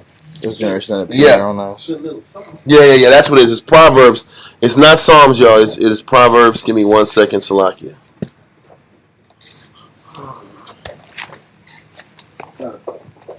Right, sir? Yep. God. Proverbs 30, verse 12. There is a generation that are pure in their own eyes. Listen, that generation is damn every generation. How about that? There is a generation that are pure in their own eyes. A lot of times we sit back and tell ourselves we're doing enough. We've given everything we could. How can the Most High bless me? This is the mindset that gets us in trouble. Every single one of us. None of us are absolved from this. There is a generation that are pure in their own eyes. Read on. And yet not washed from their filthiness. And yet they're not washed from their filth. That's the catch. We tell ourselves we're on point, but we haven't done the necessary work to purge our impurities. This is where the disconnect comes between us and the Heavenly Father. This is what creates that lukewarm activity, that lukewarm action, is we tell ourselves we're doing enough. But we really haven't. Listen, the thing is this, you haven't done enough as long as there's filth in you. Listen, there's going to always be negative in you. There's going to always be infirmities in you. So there should always be that urgency to keep working on you, to perfect your works so that your offerings are unblemished. The key is we're always working on improving the caliber of our offerings. That is a non-stop process because we're constantly purging what's inside of us. We can only, listen, we've talked about it in counseling circles. We're dealing with brothers, right? And sisters. Brothers and sisters might have 10 issues inside of them. We can only bring out one issue at a time. So you can only get judged based off the issue that's in front of you. So as we're ending up learning how to offer with the pure, unblemished effort, I can only fix one issue at a time. So after I fixed this issue, that offering was pure. Now after that issue was fixed, I have more issues to fix. We can only handle one or two at a time at the most. So it is a lifelong process of learning how to give offerings that are pure. So that means we have years of residual issues to fix. We have a lot of work ahead of us. And we don't look at it that way. We tell ourselves one or two victories justifies our existence and our entry into the kingdom. That's just not true. The first year I came to the truth, brother. Man, you know what I did the first year, the first 2 years, bro. I was doing this, and this. We all got a highlight reel, bro. And that's not enough. We all did good things 5-10 years ago. We're still here. Okay. So there's a generation that's pure in their eyes and yet has not washed their sins for their filthiness. Let that verse go. Now we're going to jump to Proverbs 16 and 12. 16 and 12? Yep. Those two. Did I say? No, I'm sorry. It is 2. Salakia. Proverbs 16 and verse 2. Proverbs chapter 16, verse 2. Give me some strength. All the ways of a man are clean in his own And eyes. this is the problem again. Our ways are clean. Our intentions are clean in our own eyes. And we don't operate with the mindset that we can do better. This is why SOT always teaches you can do more. You can give more. You can sacrifice more. Because we're always going to put our foot on the brake. The nature of our people is to put our foot on the brake and not on the gas. But the Most High called people that put their foot on the brake lukewarm. Called them torpor. These people that sit back here and look for breaks and comfort and sluggishness. That's the issue. That's the dynamic. The Most High is like, don't put your foot on the brake. You got more things to work on in you. So the Most High sees it. Read on. But the Lord weigheth the spirit. The Most High sees what's in your heart. He sees you can do more, but you're coasting. You're sandbagging, like we said a couple weeks ago. You're taking it slow. And because the Most High sees this in all of us, the Most High has an issue with us. Think about this. If he knows that our nation as a whole has a proclivity to take it easy, how do you think the Most High looks at us? It's hard to trust you. And that's It's hard to trust us. When you got brothers that work at the job, who you always seeing, he's always drinking Gatorade. Like, what the hell's going on? He's always hydrating up. He's always in the restroom. Like, bro, you're sandbagging, bro. It's hard for me to trust you're giving your best. I'm giving my all. I'm trying. You're like, yeah, right. Yeah, right. Isn't that what happens at work? Yeah. It's like, in the back of your head, is this dude giving all he got, or is he just coasting? You're driving with this brother. And you're like, man, I don't believe this dude right now. I don't believe him. And then you sit back in the car. He's sleeping. Like, man, and you make me want to think that you're trying because you're sitting back here sleeping and snoring, and we're knocking out 100 damn miles, and you know I'm tired as hell. But you want me to trust you? No, you're going to be, you know what? When I see a guy sleeping, you know what you're going to do? You ain't going to be in the AC with me. You're going to be in that truck sweating. You're going to do some dog shit jobs if I think you're sitting back here taking it easy. That's me. Why? Because you earned that. True. When you're taking it slow and you're not taking shit serious, then you know what? You're going to do the hard stuff. When you wake up and we stop, you're going to do the dirty jobs. You're going to do some Mike Rowe shit. If y'all ever saw Dirty Jobs, some of those shows are horrible. You're going to do some Mike Rowe stuff because you're showing that that's all I can trust you with. Why am I even painting this picture? Because the Most High looks at us the same way. When we're coasting, we're taking it slow, we're hot and cold, the Most High got to put his foot on the gas to keep making life hard for us, making life uncomfortable for us, with the intention that you'll figure it out and you'll dig deeper in the book and take pursuing him more serious. That's why the hard things happen. The hard times come. You got to give more.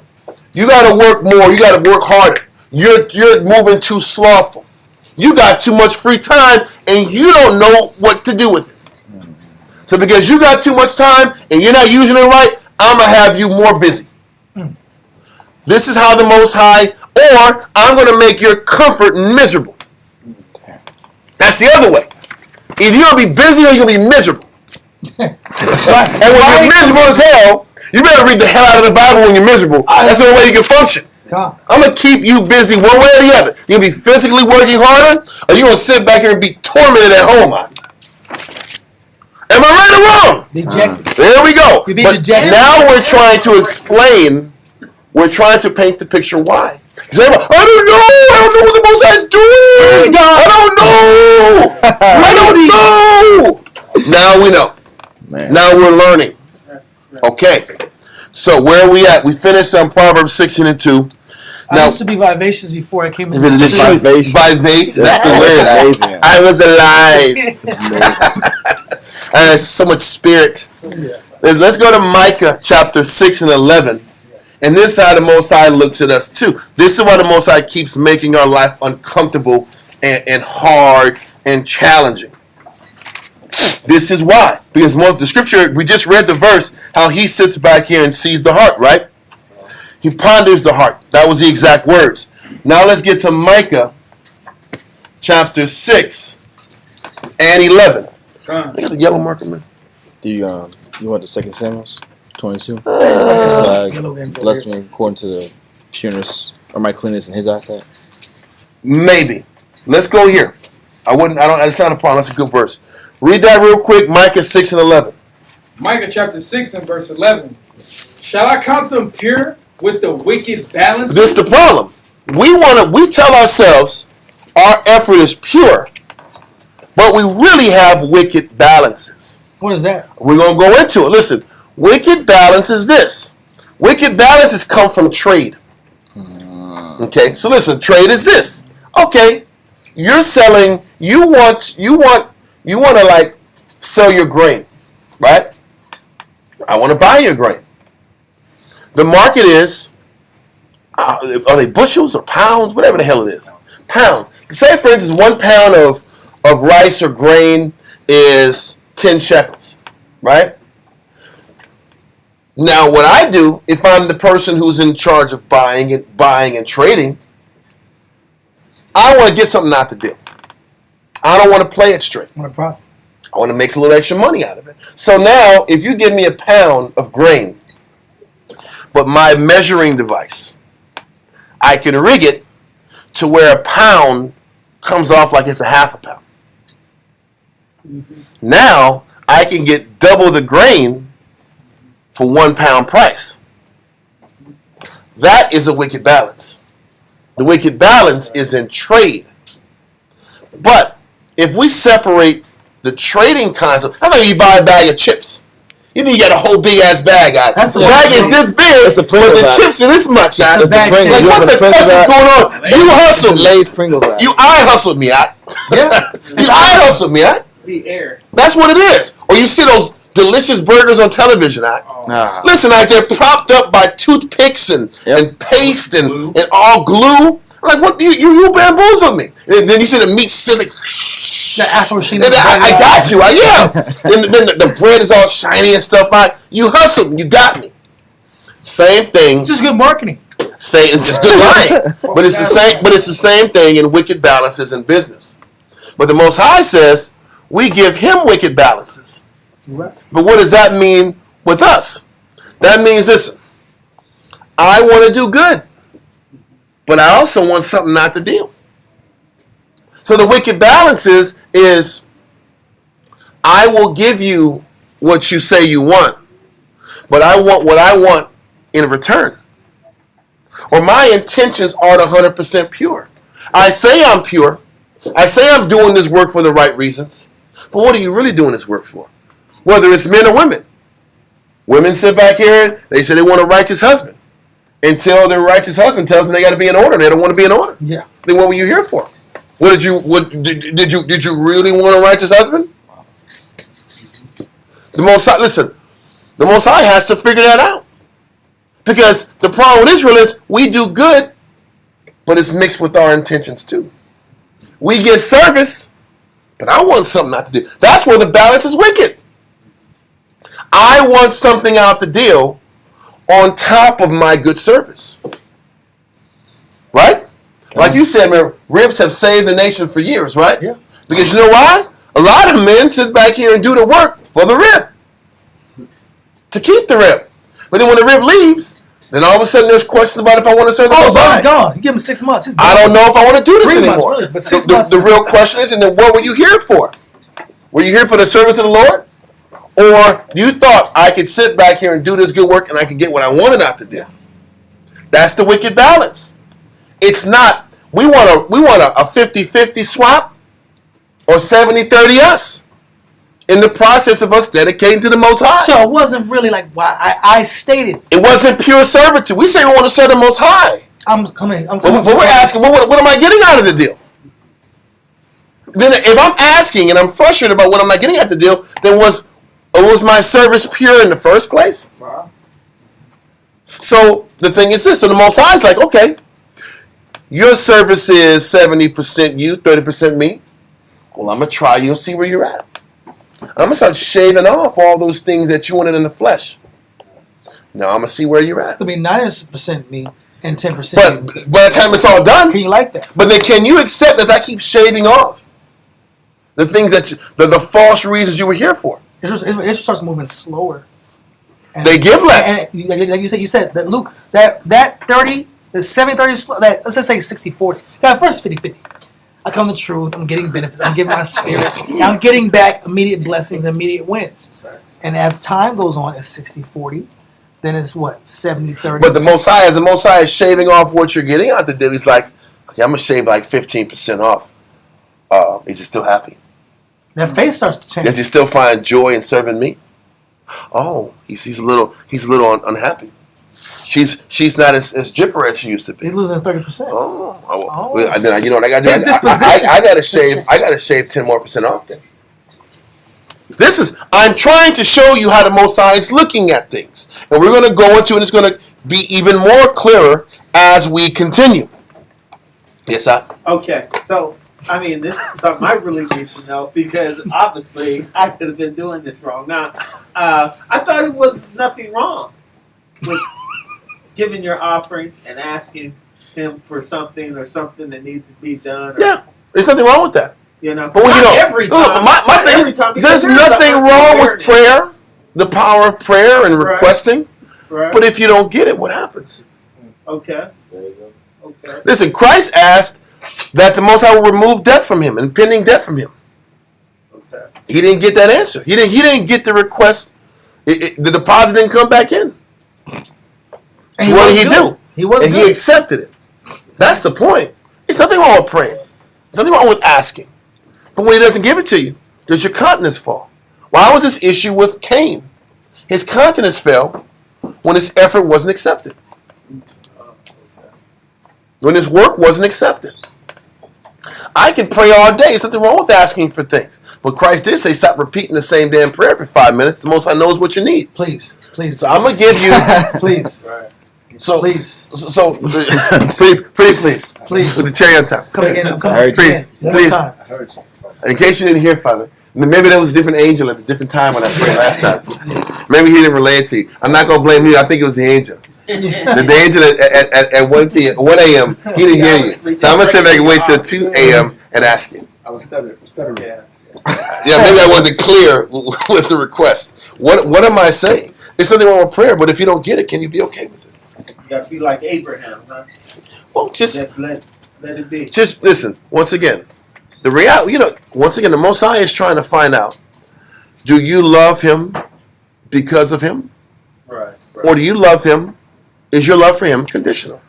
Okay. This is really what He's asking: is your love for Him conditional? Now, let's go to James 4, verse 1 through 8, and then we're going to sit back and do a little 1, 2, boom. So let's go to James chapter 4, verse 1. I don't think we're going to make it in time. It's already 9:30, bro. We just got halfway, bro. James chapter 4. So once again, what was the purpose of explaining in Hebrews 6 and 11 that our balances are wicked? Meaning, we have wicked balances. We say we're pure, but our balances are. Matter of fact, can you read that real quick? Whoever had that. Micah chapter 6 and verse 11. Shall I count them pure with the wicked balances? Wicked balances. That just means with this transaction that I'm dealing with, I get the majority going my way. You get something, but I get more. That's a wicked balance. When I'm toying with the weights and I'm toying with what registers on the weight machine, It's called a deal. It's called a deal. it's a bad. I'm getting the better end of the deal. But he's saying we say we're pure, but in the middle of our servitude, we're trying to get the better end of the deal than the deal that goes to the Most High. He says, how am I going to consider you pure when you want more than what you're given? Or you're going through the motions to get what you want and thinking that you can get more than what you're giving to me. That's not going to happen. And when he sees that that's where our intentions are, that's when he starts to make life difficult. Life starts to get difficult. He starts to not give us the things that we secretly wanted but didn't disclose. The fine print? And then all of a sudden, now we're living in James chapter 4 land. Read James chapter 4. James chapter 4 and verse 1 reads, "From whence come wars and fightings amongst you?" Oh, where's all the fighting, the internal fighting coming in? You came to serve the Most High. Why are you unhappy? Why are you fighting against him? Why are you pissed off about your condition? You said you want to serve me. So now that I haven't given you this stuff in the flesh, now all of a sudden you're angry and there's wars inside and you're unhappy and you're discontent that your flesh is getting touched? This dynamic, this fighting amongst you, shows you had a wicked balance in the first place. It reveals the wicked balance. Read verse 1. "From whence come wars and fightings among you? Come they not hence, even of your lust that war in your members?" Exactly. That lust that was warring in your members is what you secretly wanted while you were serving the Most High. Which means that your offering to the Most High wasn't pure. It was blemished. Because if it was pure, you would be okay with the service that you're giving Him with no resentment, no inward fighting, no inward bitterness. Why am I doing the work and I'm angry about what I'm losing? That means the intention wasn't pure from the jump. So Paul said, where all this fighting come from? Where all these wars inside of yourself coming from? Read on. He said it comes from the lust of your members. The lust that was in you. Those secret things that you wanted, but you hid under the pretense of serving the Most High and putting Him first. Read on. "Ye lust and have not." And this is that dynamic of that person who is doing the work of the Most High, but also you're working super hard with the desire of what you want in the flesh to come back and return. And the Most High don't grant you what you want in the flesh. He takes it away. Because listen, if you were here to serve Him, then it doesn't matter what you want. So when He denies you of what you want in the flesh, then all that frustration and that inner war starts kicking up. Now you're angry doing His work. That's Him trying your reins. And when you're angry and there's all these wars inside of you, then the Most like, oh, your heart wasn't pure. I knew it. You really weren't serious about serving me. Because if you were serious about serving me, you wouldn't be throwing a fit about what you don't get in your lust. About your lust not getting fulfilled. Read on.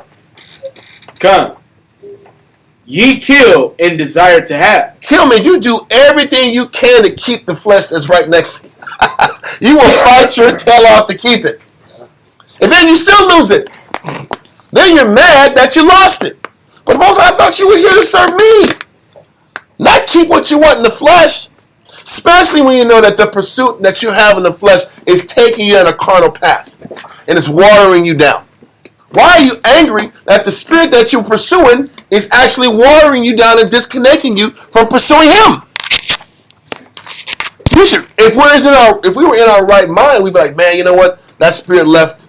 That situation is not in my life. Now I can focus more on pleasing the Heavenly Father. But the thought of that saddens you. Then where was your heart at? My real heart comes. Where was your real heart at? Where was you really here for? Read on. "Come, ye kill and desire to have, and cannot obtain. Ye fight and war, yet ye have not." And this is how Israel gets what they want. And there's war. There's two. You fighting without this. You got a sword. You got a shield. Fight is the level of veracity and intensity that you're putting into something for a persistent amount of time. War is like the long run. Warring is when you're sitting here and you're meditating at night and you're structuring attacks and angles, and you're really. How am I going to get what I want? I'm going to get my way. Yeah. What do I got to do to get my way? There's two different degrees. Fighting and war. They're different concepts. Yeah, that means you're really committed for the long haul. Yeah. Like with Russia, they're committed now. They have 1 million troops. They're going to be there. They're not going anywhere. Initially, they only had like 300,000. Now they're at 1 million. Yeah. There's no turning back at this point. They're not gonna leave Ukraine. No, they're keeping this shit. Yeah. They've made a decision. But this is us. We made a decision to get what we wanted out of the flesh because from the Most High's perspective, we're showing the Most High, serving you is not enough. Giving you what you want is not enough. I gotta have this, and I'm gonna go to war to get this. I'm not full with just I'm you. not satiated and happy with serving you. I want more, and if I don't get more, I'm gonna commit more of my mind. When he says war, that's resources, that's time, that's energy and effort that goes towards the pursuit of what you want. And we get mad when we meet carnal women. They're like, being with you is not enough. I want the Birkin. I want this certain level of status. I want this level of time and finance equation, or a height equation, or there's different equations. There's physicality equations, there's financial equations, and there's physical, tangible articles you're bringing to the relationship. And also, I want a certain lifestyle. We get mad when just the guy and his smile and his humor and his personality and their connection It's not enough. It's not enough. Why is that not enough? But the Most High is like, listen, how come I'm not enough? How come I'm not enough? So if I'm not enough to you, I'm not going to give you a person that's appreciative for just who you are. And he's showing us, he flips on you because that's what you're warring to get. You're warring and fighting to get that versus being at peace with the condition the Most High's got you in. The reality, the more focused we are on accepting where the Most High's got us at, the quicker we'll get out of it. And he'll send us what we need to function and move forward. But once again, we have to understand how the Most High looks at things. There's a scripture that Elisha put a couple weeks ago in Romans about how all things are for the good of us. Romans 8:28. If we look at things the right way, can I understand that this is really good for my spirit? It might be bad for my flesh. It might be a loss for my flesh, but it's good for my spirit. And can I be happy with that exchange? But if you're not happy with losing in the flesh and gaining in the spirit, then why are you here? You said you wanted to grow in the spirit. Yeah. But then that means you're full of shit. Now that's the most like you're full of shit because you really ain't about the spirit. Well, how you know? Your actions show you. Listen, your actions show you that you're not about the spirit because you're not happy when your lust isn't fulfilled. And this is how the Most High evaluates us to show if we're to be taken seriously or not. If we're to be given more wisdom, knowledge, and understanding. So, where are we at in James 4? Latter end of 2, verse 2. Okay? Ye fight in war, yet ye have not, because ye ask not. You're not asking right. Read on. Ye ask and receive not. So then, the thing is this, you war and you fight, and then the Spirit says, well, you didn't ask. Okay. And this is how it is. You sit back and fight for what you want, you fight for the flesh, and the brother says, man, you got to sit back and pray for what you want. You got to do things the right way. It's a real one.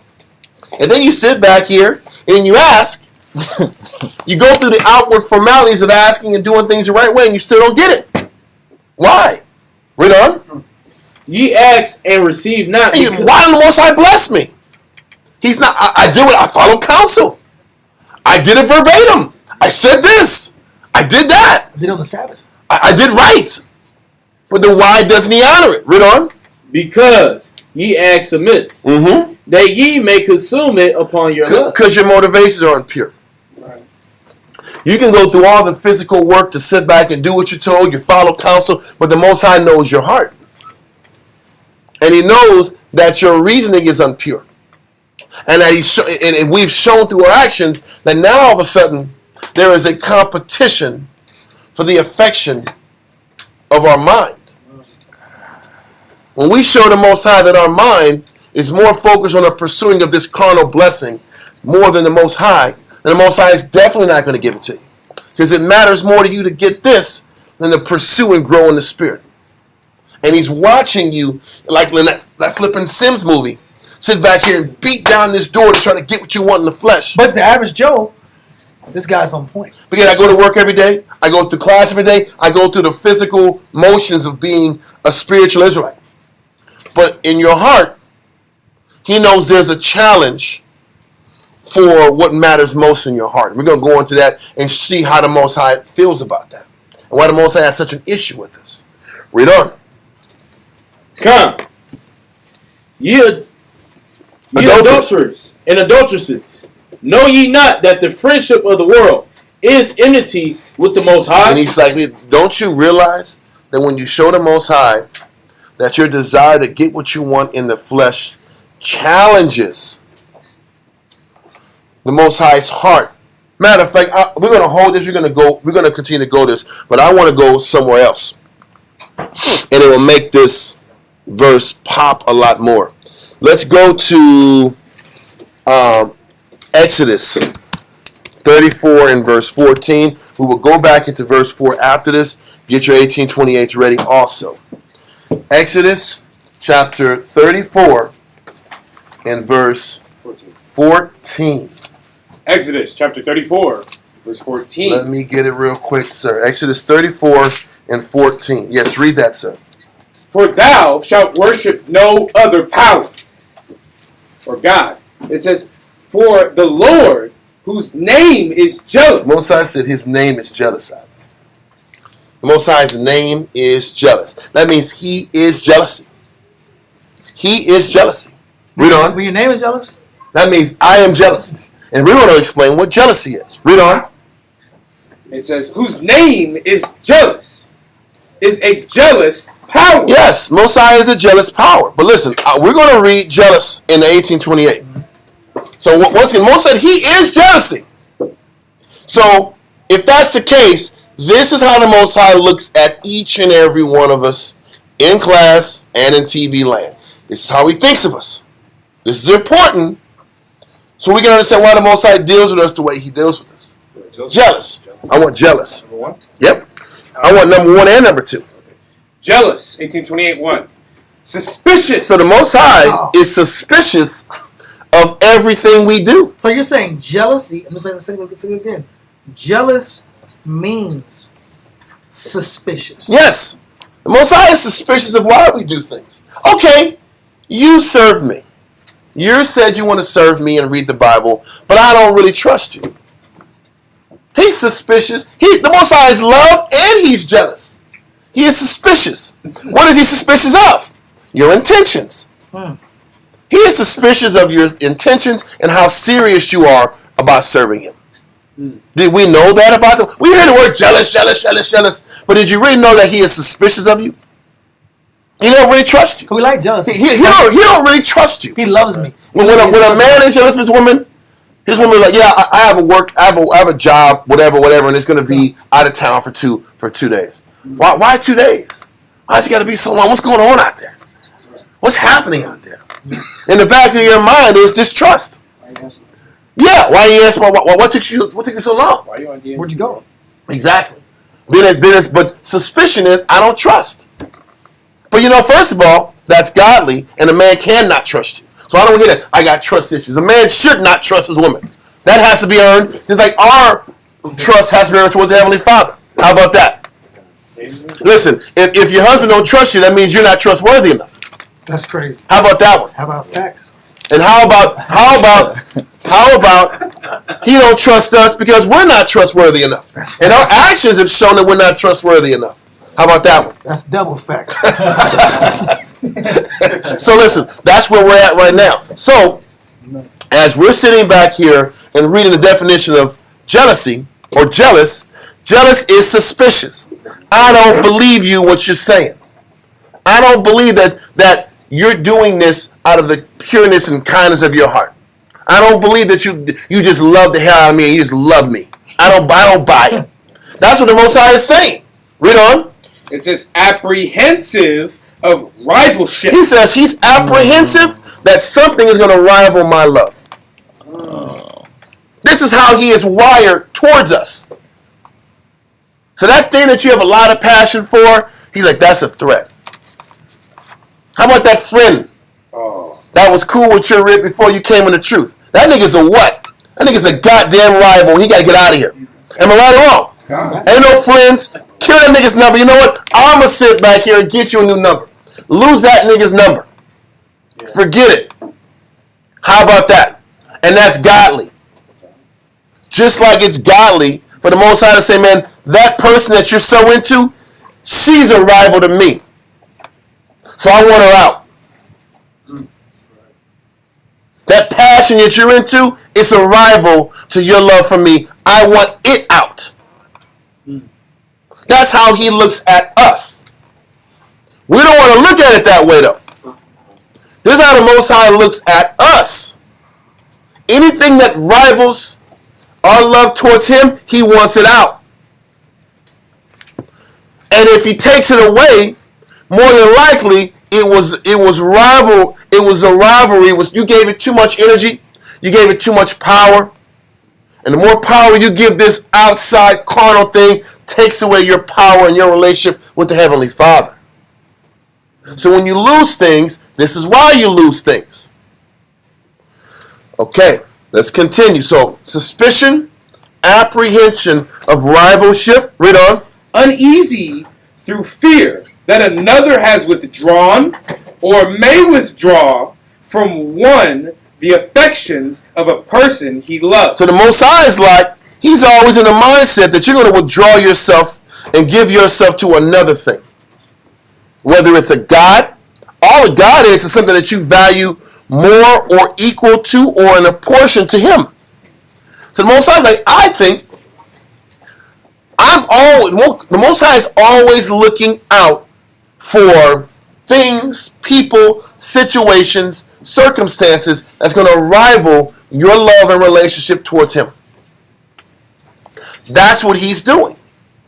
And if we understand that, maybe we can be more at peace with how the Most High operates with us. Which is the judgment. Which is the judgment. Because remember, there's the final judgment, and there's the judgments in our life. And our condition is really based on the judgments, but the judgments are based off the what? How he looks at our sacrifice. Kind How he looks at the blemish. but first of all, the sacrifice is based. Do I really trust this guy's effort? Do I really trust what he's bringing to the table? Or is he just giving this to me to get this woman? Is he serving me to get this house? Is he serving me just for peace of mind? To get this car. To get this car. That Is she serving me just to get a husband? Yeah. And that's it. Or are you here for me? These are the questions the Most High is constantly pondering as he watches our works. We think Most High is just some pushover schmuck that we can, oh, I love you, and I'm going to get blessings. He's like, nah, I don't trust this guy. He don't buy any of us. Right. How about that? He's not buying any of us. He didn't even buy David. David had to be on the run for over a decade before he said, nah, this guy's legit. He's for real. He took him a decade to earn the Most High. Say, man, yeah, this guy's legit. That's the king. I'm going to take care of this guy. He earned it. And then when he tripped, I got to make his life miserable now. Let's same thing with Abraham. He had to go through a lot to say, man, okay, this guy's certified. But what do? We're high and low, lukewarm as hell. We're tordoing as hell out. We're tordoing at a murder. We're up and down, slothful and serious and slothful. He's like, man, these guys are clowns. I'm not taking these guys serious. I'm just being honest. This is the damn Bible. Yeah. And this is how the Most High looks at us. Listen, bro. There's not a lot of thumbs up, but there's not a lot of thumbs up in this class today either. There's not a lot of thumbs up in class today. It's like, I don't like this guy today, man. Something I was supposed to teach today. They didn't like me today. Okay, I'm sorry. But you know what, though? It's so important that these topics are explained. We're trying to paint the picture. I'm not injecting any of me in this. This is the book. But this is important because people would love to say Israel's number one excuse, the greatest hits of Israel, is I didn't know. Mm-hmm. It's not. No, it's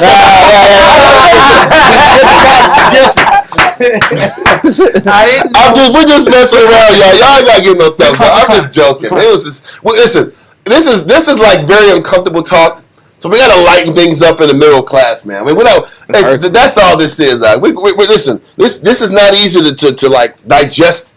So we kind of lighten things up in the midst of things, just to keep it light. We're not begging for thumbs up at all, man. It's cool, man. You like it or not, either way. Please subscribe. No, that's not what we're asking for. That's not it. Do anything. You got any more, man? I'm done. Okay, so listen. Let's deal with jealousy again from the top. Number one.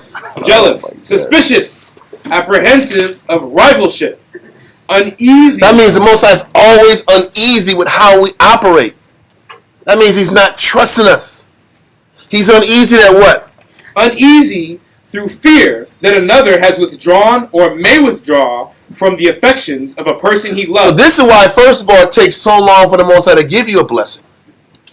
Because he don't trust it if he gives you a blessing early, that you won't replace your affection towards him with with the blessing he gave you. This is why young men don't get blessings off rip. This is why. So then he sits back here, and when he gives you the blessing, there's still an uneasiness that if he gives you the blessing, now your heart's going to be shifted towards the blessing now. Because Israel has a habit of being more into the blessing than the power that gave the blessing in the first place. That's talked about in Esdras. Continue. Or enjoy some good which he desires to obtain. Mm-hmm. Followed by of and applied both to the object of love and to the rival. So once again, he's still sitting back here looking at the object of his affection, which is us. And he's looking at us, and he's looking at how we move different around the potential rival. Just like a jealous man would. Why are you sitting back here smiling next to this brother? Why are you cheesing with him? Why are you always comparing our house towards what this other guy's doing in his house? Why are you always smiling and you extra smiling with this brother? What's going on with you? What's going on? That's where a jealous person's mind starts to look at, why are you moving different with this person versus me? That's how the Most High looks at us. Why are you moving different with this blessing? I sent you a blessing. Now you're acting different. Now you're all shucks and you're smiling every 5 minutes. And now study ain't as important anymore. Now the work ain't as important anymore. Now you got options. Now I build you up and now you have options. Now you want to take what I've given you and take it to somebody else and play the whore for them. That's what Ezekiel 16 was about. I built you up. And everything I built you up in, you flaunted off to the rest of the world. But all of people by nature do this. So he's very skeptical of why we do these things for him. Does that make sense at all? Okay. Let's continue. And it's justified. It's justified. Read on. Can I say this thing? Yeah. And for young people, this is very important for young people to know, because in the society we live in now, whatever effort you give, it's an all-inclusive world. So whatever you do is accepted. You live in a whatever you do is accepted type of world. That's actually the background of your generation right now. And previous generations too. But more so yours than ever. Back in the day, listen, bro, if you didn't win the game, bro. Nobody's getting trophies if you didn't win. If you didn't show up, if you didn't get anything, if you didn't do your job, you're on the bench. Yep. That's just life. Life was based off of meritocracy, or just your merits, your skill sets, and how hard you worked. But in this society, right now, the current agenda is, if I'm okay, you're okay. If you're okay, I'm okay. You know, everything you do is wonderful, and everything you want to be is fine, and everything you say is okay. Well, that puts a person in the mindset of delusion. Because now, when the Most High judges you in real life, guess what? Now I'm mad at God. Because why didn't God accept me? But what we don't realize is the Most High didn't trust us from the jump. And that's why. He didn't trust you, and your works didn't disprove his distrust. Your works did not disprove his distrust in you. What this lets us know is we got to earn the trust the Most High got. And you're starting off this relationship with the Most High skeptical at least. Skeptical at best. Skeptical at best. That's how he looks at us. And that's why I said it's very important that we understand that that's how he looks at us. He does love us. The fact that he's given us a chance and hasn't given up on us shows he loves us. But just because he loves us doesn't mean he's not skeptical of us. And doesn't expect that he's going to get abandoned and put on the back burner like his people have been doing since the time of Moses. Because we say, I have trust issues. We say, I have. All we gotta have is issues one woman break up on us and quit us and leave us with somebody, and we're ruined for all other relationships. for eternity. The Most High has sat back here and got cheated on for millennia Yeah. by millions of people. And you wonder why he don't trust us? I'm different. I'm special. No, you're not. You're like everybody else and say they love the Most High, and then they follow another idol. This is the point. We ain't special. We always want to tell ourselves. Remember, like December 4th when Jay-Z's song out. Yeah. Remember, I always knew Jay-Z was special. He was a baby. He was a regular ass baby. You know, big lips. That was as special as it was. I wasn't talking about his physical, man. But I know, I'm I'm just just saying. Come on, man. Ain't nothing wrong with But that. everybody wants to make their baby, their kid so special. They're just a regular kid. Crime. Every kid's the same. Stop it. Not making more of what they are. Anyway, where are we at? Let's keep going. It says, we I want number 2 definition. Jealous, definition 2. Suspicious that we do not enjoy the affection or respect of others. So once again, the Most High is like always in the back of his mind, you really don't love me. You really don't respect me. Like you say. You really want somebody else over me. You really value your life and your comfort over me. And that's when we introduce ourselves with the Most High, that is what is already set up. I don't trust that your intentions are pure. I think you love something else more than me, and you're going to have to prove me wrong. That's what it means with God. He said his name is jealous. He reiterated that. This is what he is. In case you didn't know. In case you didn't know. So yes, the Lord is love and mercy and long-suffering, but all that just means I will put up with you and be patient with you, but that don't mean I got to trust you. I'm going to anticipate that you're going to quit on me soon anyway. That's a balance. And you're going to have to show me that you're not going to quit on me. Yeah. And I'm going to put you through all these circumstances for you to show that I'm more important than everything else in your life. So when I take this away, I'm watching. That's when he says he tries your reins. He takes you a place you don't want to do. I'm going to take your woman from you. Now, am I still important? Oh, you pulled your card. That's what it was. I'm going to take your time. Or since you came in for an Israelite husband, well, when that Israelite husband is flawed, or do you love the Most High still? You still serve. Because listen, Israelite husbands are good people, but we're flawed too. So when you see flaw, remember that class? Shamshon brilliantly put out how the distempered man brings about proud, negative women. Intemperate husbands bring about bold women. Bold women. And the class I taught afterwards is, okay, if your husband's intemperate, now what are you going to do? You going to leave? You going to bounce? You going to chunk up the deuces? Then you just showed the Most High that you really weren't there for him.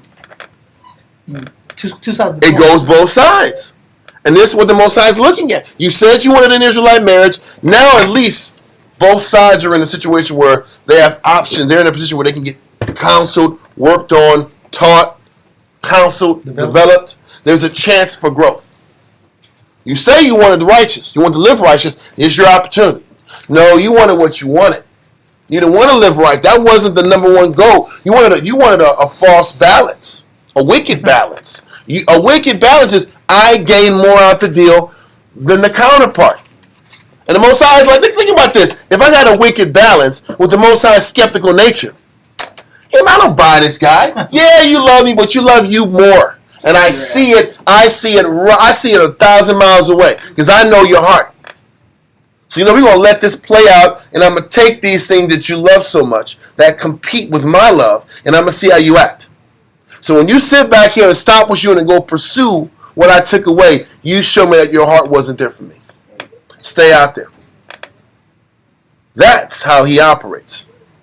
What you gonna say? Well, obviously there has to be some sort of godly balance between just having. What type of balance we talking about, man?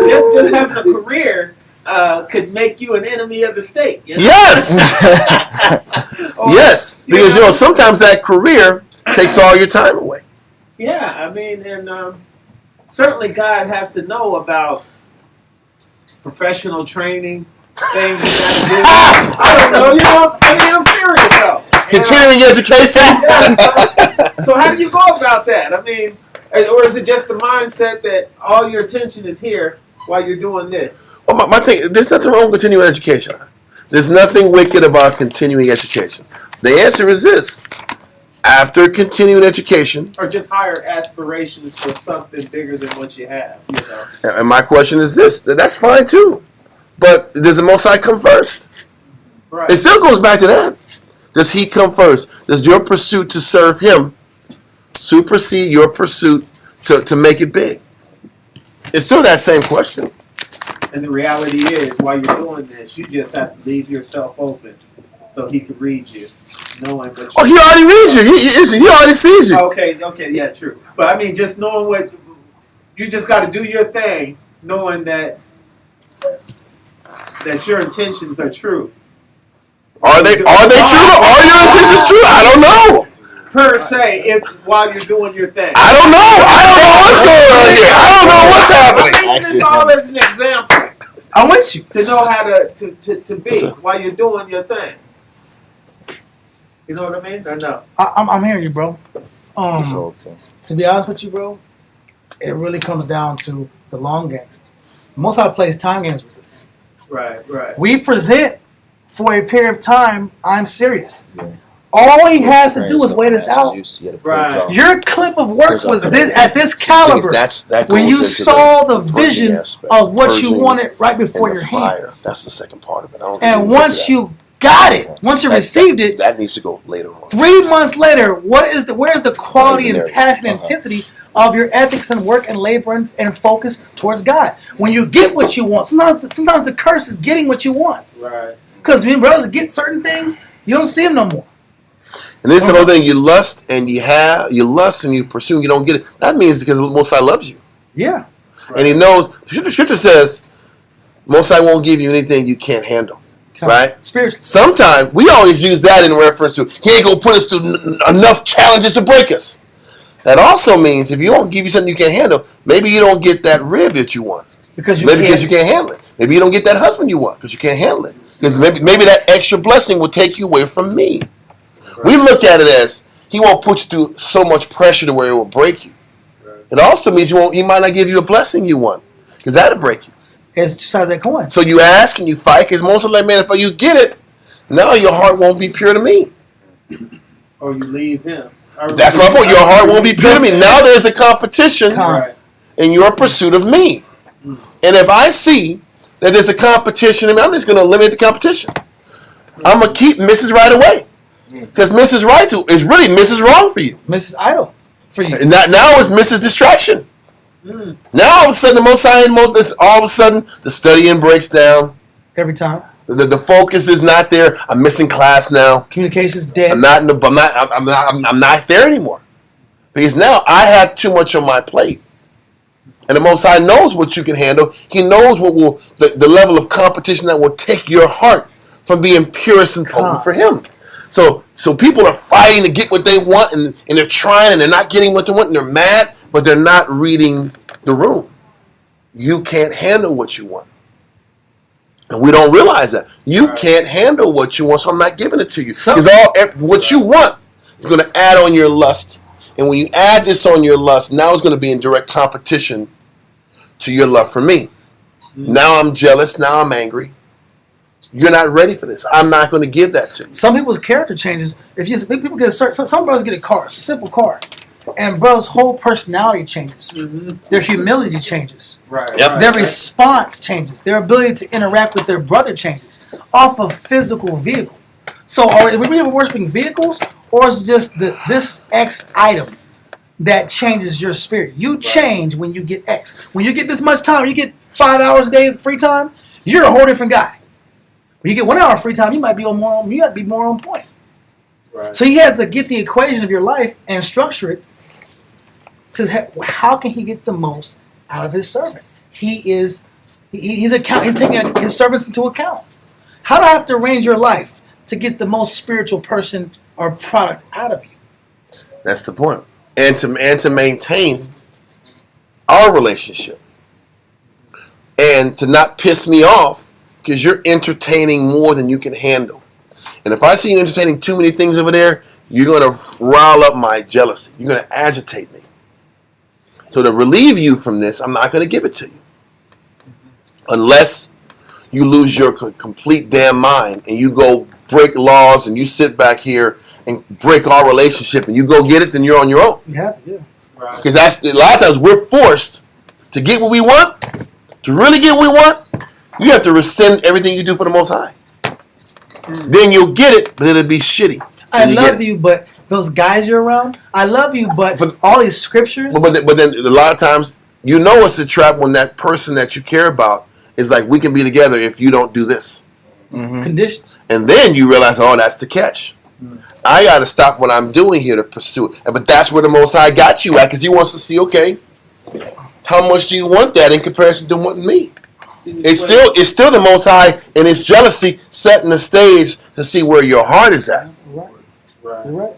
So if you go that direction, there's a lot of brothers that have great connections with sisters, but that relationship would have been, and husbands too, that would have been predicated on the flesh and not the spirit.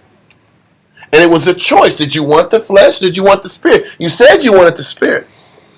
And if you want the spirit, then this is the path you got to go. If you want the flesh, then go get the flesh. Be cold. Don't be warm. This is where the Most High got every single one of us in our life having to make that decision. And it's to prove the Most High right. I knew this guy wasn't serious. I knew this guy wasn't serious. Look what he chose. Look what she chose. They weren't serious about serving me. All that had to be done is the stage had to be set for you to reveal where you was really at. Decide if you're tired, you got to stand up, but okay? I mean, you're tired now, so that's what I'm saying. So let's get ourselves together, man. One warning. So, we get the point. Do we get it? How the Most High is jealous and how he looks at us. He looks at us from a jealous frame of mind. Did we finish that definition of jealousy? Not the second part. Let's get number 2 again. Jealous, definition 2. Suspicious that we do not enjoy the affection or respect of others, or that another is more loved and respected than ourselves. This is how the Most High looks at it. He feels that other distractions, people, pursuits, are more loved and cared about than him. It all depends on the time. That's why you got to be very careful about that professional ladder you're crawling. Because if you're putting 15 hours a day into that and 30 minutes to the Most High, then what are you saying to the Most High? This is my new guy. You really ain't that damn serious. Right. So now you value that more than his pursuit. And I will say this. This conversation is going into the central theme of what? How the Most High purifies Israel's heart. Because this is still a class. He just showed you the different dynamics of the Father. But it goes to the main core The second part of the class goes into the purification. This is just going by how the Most High sets the tone. And how he's looking at us. And how he's looking at our intentions in our heart. And how he thinks. That's where we're at now. How he thinks, how he looks at us in our works. So can this be said of war? It says they have a zeal of God, but not according to... Let's do that. Let's do that. Go. It's Romans 10. That's a good one. We always pull it for Christians. There you go. We always do. There's a lot of But Christianity in us too. the Bible was written for who? Jews. Who are the Jews? The people on TV land and us in this building. Romans 10, verse 2. For I bear the... Well, let's prove it. Let's read verse 1 Okay. to prove that this message is for the Jews. Yeah. Romans 10, verse 1. Verse 1 proves that. God. It's not Christianity, my friends. Read that. Brethren, my heart desire and prayer to the Most High, the power for Israel, is that they might be saved. The goal is to focus on Israel. This is about the Jews. Yeah. Read on. For I bear them record that they have a zeal of the Most High, but not according to knowledge. We have a desire to serve the Most High, but we don't have a clue about how to. You can't serve the Most High unless you understand how he thinks. Right. He's telling you right now he's not buying any of our religion. He's not buying us like we think we are being bought. From the beginning of time, our offerings have been impure. Or our offerings have been spotted. Our offerings have been spotted from the beginning. Because they're spotted because our intentions aren't 100% pure. So you're saying those spots are ulterior Motives. That's what's spotted. Listen, and the Most High gets it. We're coming out of the world. He understands coming out of the world. We don't even know what we're doing. But this is why we have a lifetime to change. We come into this truth and we have different motives and reasons for why we do what we do. Our life. A lot of times brothers come into truth because they want to keep their family.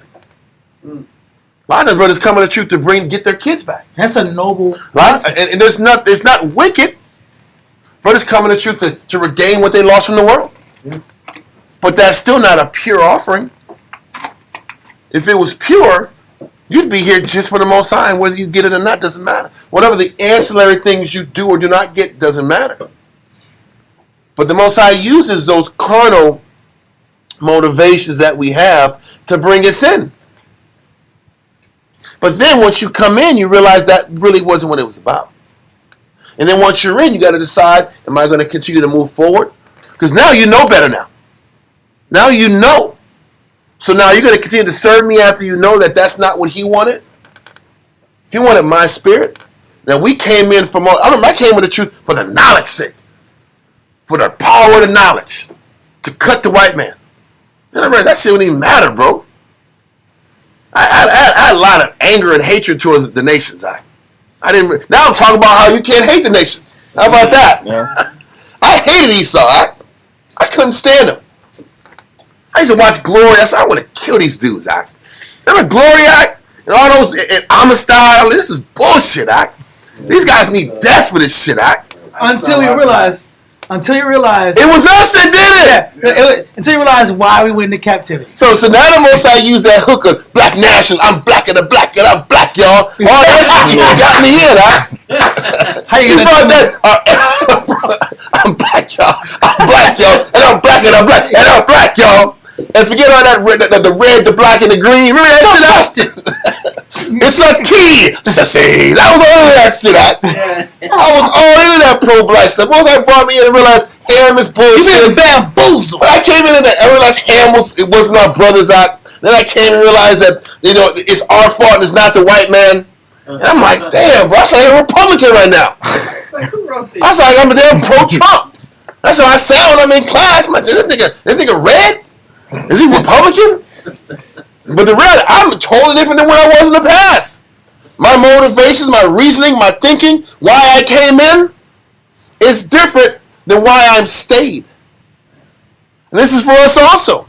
We come in for reasons, and our reasons have to evolve. Our motivations have to evolve. Our purpose has to be redefined and repurified. This is how the Most High purifies us. He purifies us because we come in for one reason, and our offerings and our efforts have to keep improving to stay in good standing with the Heavenly Father. You can't just keep producing 1952 Ford Model Ts out. So this is why affliction is so important. And it goes back to the point. Affliction is necessary because affliction removes the competition. It removes all the false motivations behind what you're doing. So you have to have the affliction and all the pain and the loss, and the Most High takes this away and he makes you uncomfortable here. Because when he does that, now you have a choice to choose the pure path or you go pursue what you really wanted in your heart. And do it your way. Because most High said, you always want to do it your way. Yeah. You came in, you want to do it your way, and I want to see if you really want to do it your way. Teach this guy for 3 years, and then I'm going to hit him. Now we'll be done, Lord. Give him 3 years so he can learn me, and then when I take it away, are you reading? Did you really take this time to learn? No, you didn't, because you really weren't about this.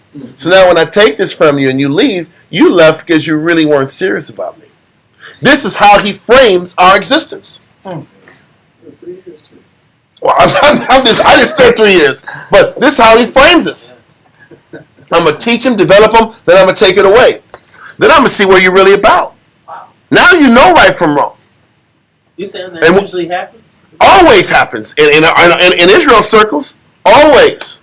What do you mean he's gonna take what away? He wants to know. You gotta play it over again. You gotta play the class over again. Hold on, I didn't get that. You can't handle the no. All the things you learn.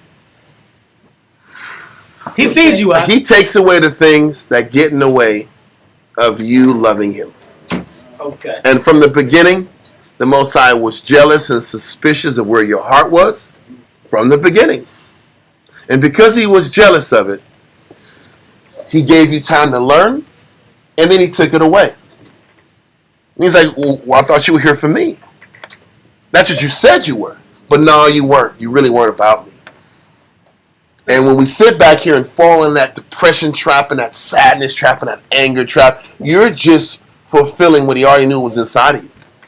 But he gives you a chance to choose him and get past that bumming offering that we gave him.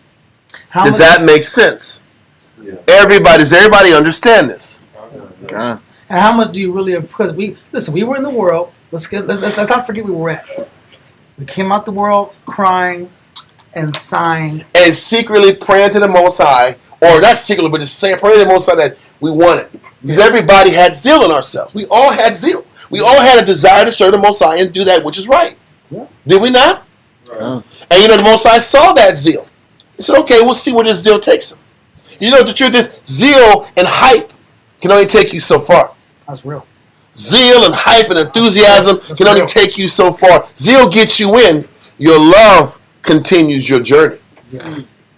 So your zeal gets you in the doors. Then you get taught. Then you get developed. Then you got to deal with loss. But really, the Most High, read that verse in Romans 8 again, Elisha. 8 and 28. Yeah. Or 26. It was right to the point, though. 8:28. Yeah. Romans 8:28. Read that. Elisha. It says, and we know that all things work together for good to them that love the Most High. Listen, what does that mean? All things that work together for good if you love him. That means if he takes these things away from you, it was good. Because it was really about you getting closer to him and not having any ancillary thing being in competition to your pursuit of him. That means it's good. It's bad for your flesh, but it's good for you. And do you believe that?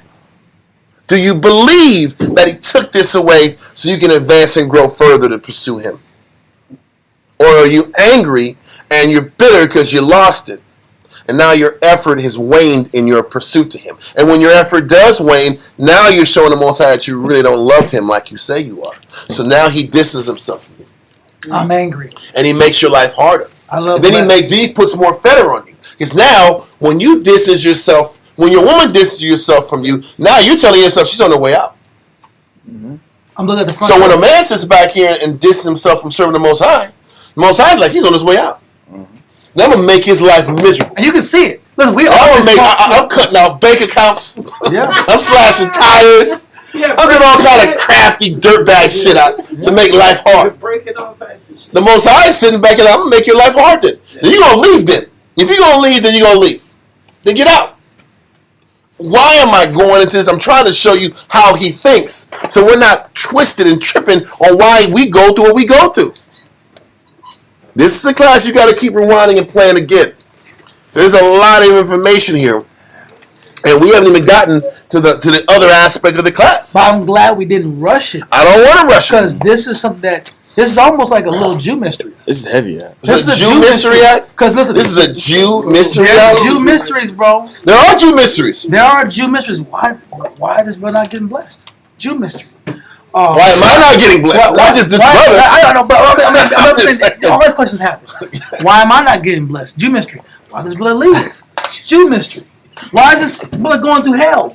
Jew mysteries. Yeah. It's not. Why does this leave? Jew mystery. Things aren't. Well, I thought the truth. I came to the truth. I thought they were going to be better. Yeah, they are better for your fruit, for your spirit. If it's better if you love him and understand he doesn't want anything to compete with your pursuit to serve him. He is jealousy.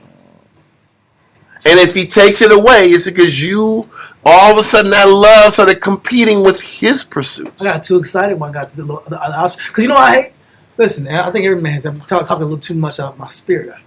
Everybody hates a wandering. Everybody hates a wandering eye. I know. Everybody, you got dinner, something, have a restaurant, have And dinner. she's smiling. Like, everything's good. Everything's great. Food is great. And then you see this right here. Then the waiter walks past. Look at this. He's like 15, 20 years younger than you. I start spinning around.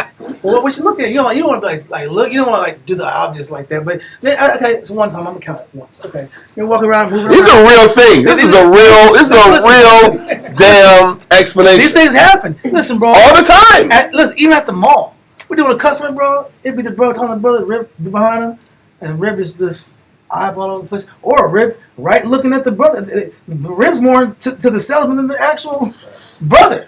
Yeah. Like this. And we train, man, you better sit back here and focus on that guy. You better sell the head out of order to that guy, even though she's sitting right here like this.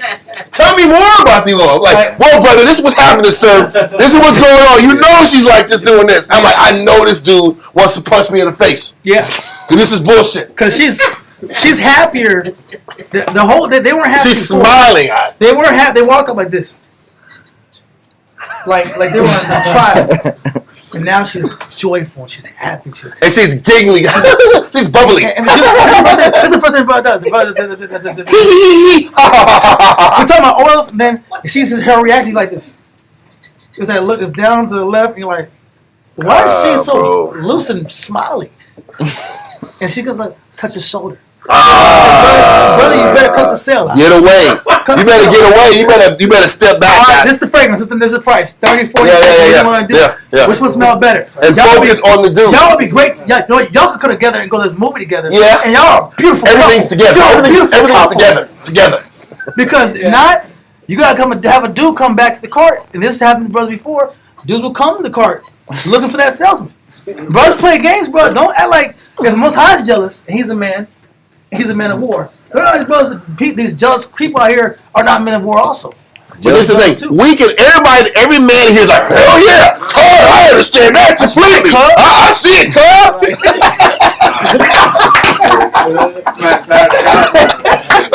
Everybody can see that as a man. But I don't know why God is so angry at me. We can't see how the Most High is that way with us. You ever see that meme when the white guy's with his woman, he's doing this?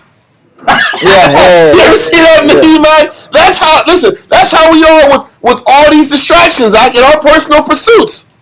And one's like, what are you doing, man? Looking over there. Looking at her. Yeah. Looking at that other distraction. What are you doing? Man, give me my shit back, man. Yeah. Give me my ring back. Give me that thing I gave you. Oh, you just insecure. Well, and maybe you have a wandering whorish eye, sir, in the spirit. And then all of a sudden there's this tension. And the Most High, man, I can't take your ass nowhere. That's what he's saying. In the house. Then it's restrictions, and you can't go nowhere. Oh, where are you going? How long is it going to take? 15 minutes? They get there 17 minutes later. How you got here so late? What's going on with you? Now the whole relationship's tense. I had to get some gas. Comfortable. Wait. If he's really crazy, if he's really crazy, if you gave him a reason, you don't know what level your gas. Are you about to leave? Okay, cool. What gas tank? What's your gas tank? Oh, you're at half a gas? Okay, no problem. I'll get the gas for you. Yeah, this is crazy. Listen. But this is a man that's he's jealous naturally, or he's had some issues. His jealousy has been inflamed. God, but listen, the Most High's jealousy's been inflamed since the time of Moses. Exactly. He's not buying none of our malarkey and our jargon. Why are we going to all these? We're not here to attack women. We're here to say that we roll like women with the Most High. We're the Most High's women. That's all I'm saying. Yeah. And he don't trust us. The Most High we're his women. Yeah. So he don't trust us. And he's expecting that we're going to cheat on him. He's expecting that we're going to sit back here and give our mind to someone else.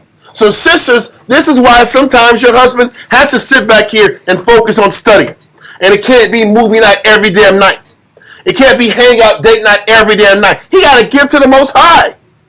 Or get destroyed. Or take the risk of losing what he's building with you. Everything. This is why he has to sit back and go to the brother's house and spend time with the men and do all these extra hours. He's got to make sure that his priorities is the work. So you got to let it go and stop looking at him like he's this demon that doesn't care. Because the Most High is like, you don't care, brother. He's looking at your husband like that you don't care about him. That's how you have to learn how to think. If you want to sit back here and figure out how to please him. So what was Romans 10:2 again? We have a zeal for the Most High, but not in knowledge. And this is why we're here to learn how to properly channel that energy and that zeal to get the proper results. Now let's go back to James chapter 4 and verse 3. James chapter 4 and verse 3 reads, Ye ask and receive not, because ye ask amiss, that ye may consume it upon your lust. And the Most High knows your heart, and He knows what your intentions are with the blessing if you get it. He knows you're going to deviate. He knows your heart's going to be split. He knows your love for the Most High is going to be split in half, and because He knows it, He ain't giving it to you. And once that dynamic happens, then the question is this: am I going to give up what I've built with my husband, the Most High, to pursue what I want in the flesh? Or am I going to accept that pursuit that I once wanted isn't worth my relationship with the Heavenly Father? And just let it go and move on with your life and keep pleasing the Most High. Because that's what the purging is. The purification is the Most High pushing us to a decision. What decision are you going to make? Me, we're going to chase what you really want in the flesh. And when every time we choose Him, we start to earn trust. Now the trust is getting built. Now we can learn to trust us a little bit more the next time. But if he's always in a skeptical mindset, I have to constantly work to build trust. And my life is based on building and earning trust. You gotta say it again, bro. Because that's spirit won't accept that. That's a real. That's a. You gotta rewind it, man. I said it. If I read this, it's gonna come off wrong. I'm just saying it's a scary thing to hear. That my whole life is built on trying to make the Most High trust me. Yes. I'm not just trusted because I'm here. And the love is the fact He ain't quit on you. That don't change the fact that my whole life is based on earning trust, because He is jealous. That is Him. So I have to bust my tail to earn trust until I have no more breath. And that's why He says guys like Hezekiah, David, Josiah were perfect. Not that they didn't sin, but they were perfect in their intentions and their heart until they died. A lot of other great men were good for phases and years and half of their lifetime, and they went off. Or around certain. Or they were negative and then they got right. Or they were right and they went left. Those guys were imperfect. We have to give our life to earn trust and to maintain that trust and to build that trust. And we can't allow other things and passions in our life to get in the way of our true passion. Now, as we first come into truth, the passion starts to build. Listen, when we first come into knowledge, the passion isn't number one. But that's why the affliction and the purging and everything we lose, what are we really losing? We're losing the competition. We're losing the things that used to matter. That's what the affliction is. That's what the purging is.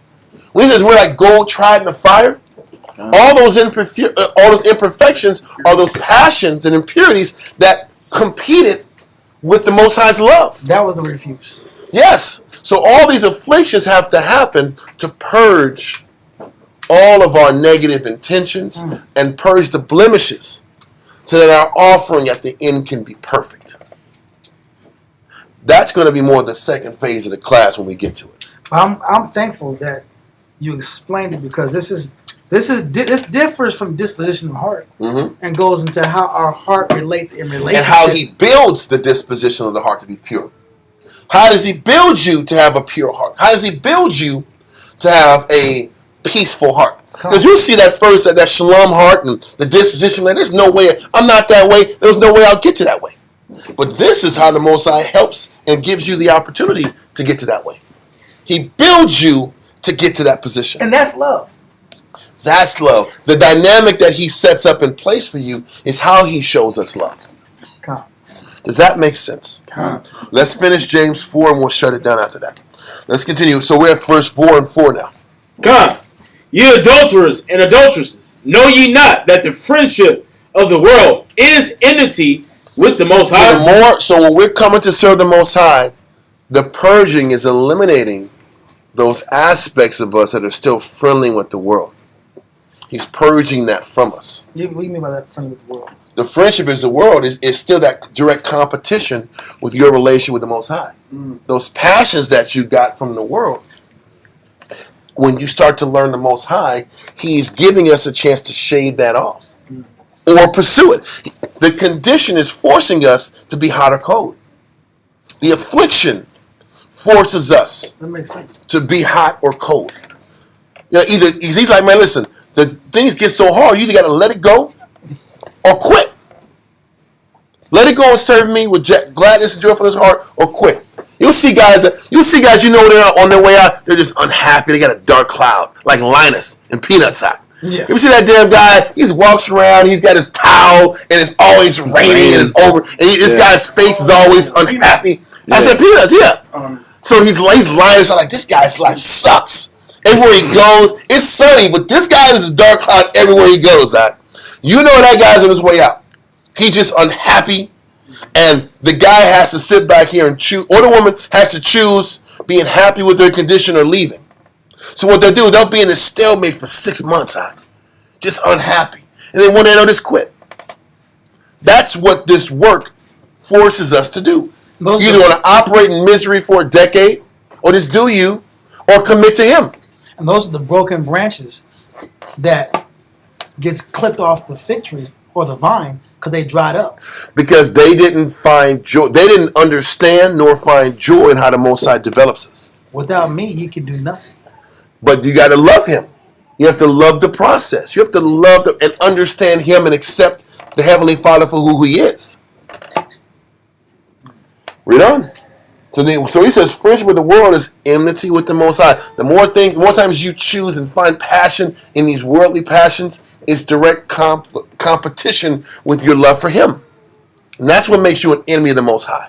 And that's why He forces you to either pursue those things out there or let those things go and choose and pursue Him. Read on. Whosoever therefore will be a friend of the world is the enemy of the Most High. Mm-hmm. Do ye think that the Scripture saith in vain, the Spirit that dwelleth in us lusteth to envy? The Spirit lusts for envy. That's why the Most High don't trust us. Because we're always looking, we always tell ourselves the grass is green on the other side. And that's our nature.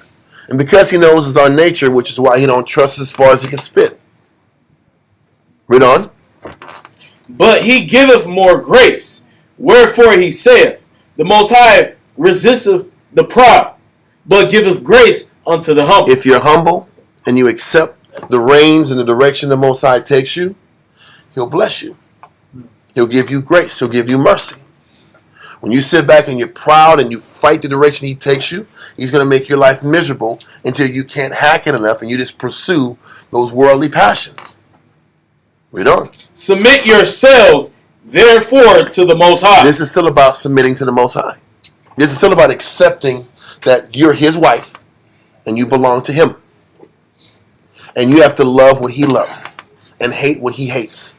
And this process called life is learning how to follow Him and learning how to value what He brings to the table and understanding, hey, I got to make sure I don't introduce anything, or I got to shave these things off that are in direct competition with His love. That's what we have to do, because that's what a sister has to do for you. Read on. Come, submit yourselves therefore to the Most High. Resist the devil, and he will flee from you. Which means is, if you're humble and you submit yourself to the Most High, the desire to do what you want is going to still be there.